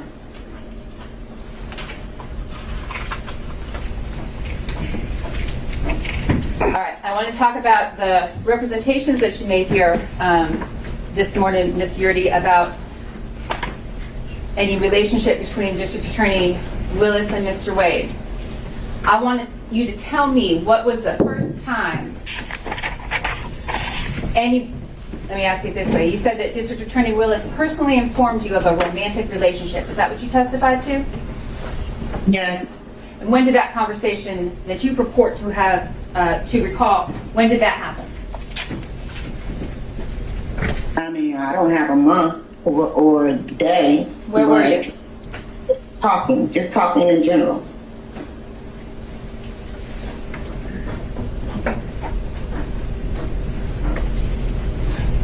Your Honor, you'd like to keep this witness under subpoena, but that's all the questions I have right now. All right, thank you, Ms. Cross. I have to redirect, I'm sorry. All right, on those points only. Yes, just those points. The state asked you a lot about when you were let go, when you resigned. Did something happen as far as purchasing that you didn't feel comfortable with, purchasing things through the county for Ms. Willis that caused you to not be comfortable working there anymore? No. And I didn't tell you how to testify here today, though, right? Right. And everything you've testified to is from your personal knowledge? Yes. Okay. And you've told the truth here today? Yes. Okay. Judge, I believe she's only under my subpoena, and I'm fine releasing her from that subpoena. Oh, I'm sorry. By show of hands from other counsel, starting with Mr. Sadow. Your Honor, I believe the door's been opened now to ask this particular witness about statements that Ms. Willis made to her. She brought it up on cross-examination on a couple of occasions. Did Ms. Willis say this or inform you of that? So I'd like to now ask her questions directly about what Ms. Willis told her about her romantic relationship. I think we'll take those one at a time, question by question, and we can address those to see. I don't know about a complete opening of the door. We'll see where we go. The first time that you spoke to Ms. Willis about her relationship, romantic relationship with Mr. Wade, do you happen to remember what Ms. Willis said? In essence, not word for word, but in essence what she said. No. Do you remember the first time she told you, in whatever words were used, that there was a romantic relationship? No. Is this the kind of conversation that you had with your best friend, ongoing over a period of time in which it was common knowledge to you that there was an ongoing relationship between Ms. Willis and Mr. Wade? What's the question? Yeah, I'll ask it again. Is the nature of your then relationship with Ms. Willis such that you were having these ongoing conversations, that is, best friend type conversations about her relationship with Mr. Wade? I don't remember. Without getting any further in too much detail, is there any doubt at all that Mr. Wade and Ms. Willis had a romantic relationship, as was told to you, prior to November of 2020? She was already asked that question by Ms. Merchant. I just didn't know whether that needed to be. She said no doubt. No doubt. All right. Any other defense counsel by show of hands? Seeing none. Last recross from Ms. Cross. Anything else? Not at this time, Your Honor, but we'd ask the witness remain under subpoena and subject to recall. Judge, she's under my subpoena, and I'm releasing her from my subpoena. So if they want to subpoena her, they're welcome to do that. Ms. Cross. I would prefer that the court keep her under subpoena. I think, Sure. Given the representation of Ms. Merchant, given how she intends to proceed today, that this witness may need to be recalled. All right. Understood. Okay, so that was the best friend or good friend of Fani, and I think her testimony probably was the most credible of what we saw today, and she directly contradicts both Wade and Fani Willis's subsequent testimony that relationship started sometime in early 2022. Yeah, so I we'll see. She has to come back tomorrow, so we'll see exactly what happens when that. Let me stop. I can stop sharing. Tomorrow, when she will be on across from her attorney, so I'm sure that's going to go a lot smoother. And we'll see how that goes. So I don't know if I'm going to be able to jump on tomorrow. Tomorrow's my long day. I got class tomorrow. So I might pop in and out, but I can't make out no promises tomorrow. I might just do some recapping on Saturday or Sunday or something. All right, family. I'm out of here. I'm actually gonna try to do some work that I came to work to do, and I didn't do nothing today. It's crazy, nothing. All right, but I was struggle streaming. I was determined though, because I love you. I really do. All right. It's your girl Ike here. I'm gonna see y'all probably tomorrow sometime or later. Like and subscribe to my channel. I'm trying to get that thing together. All right, family.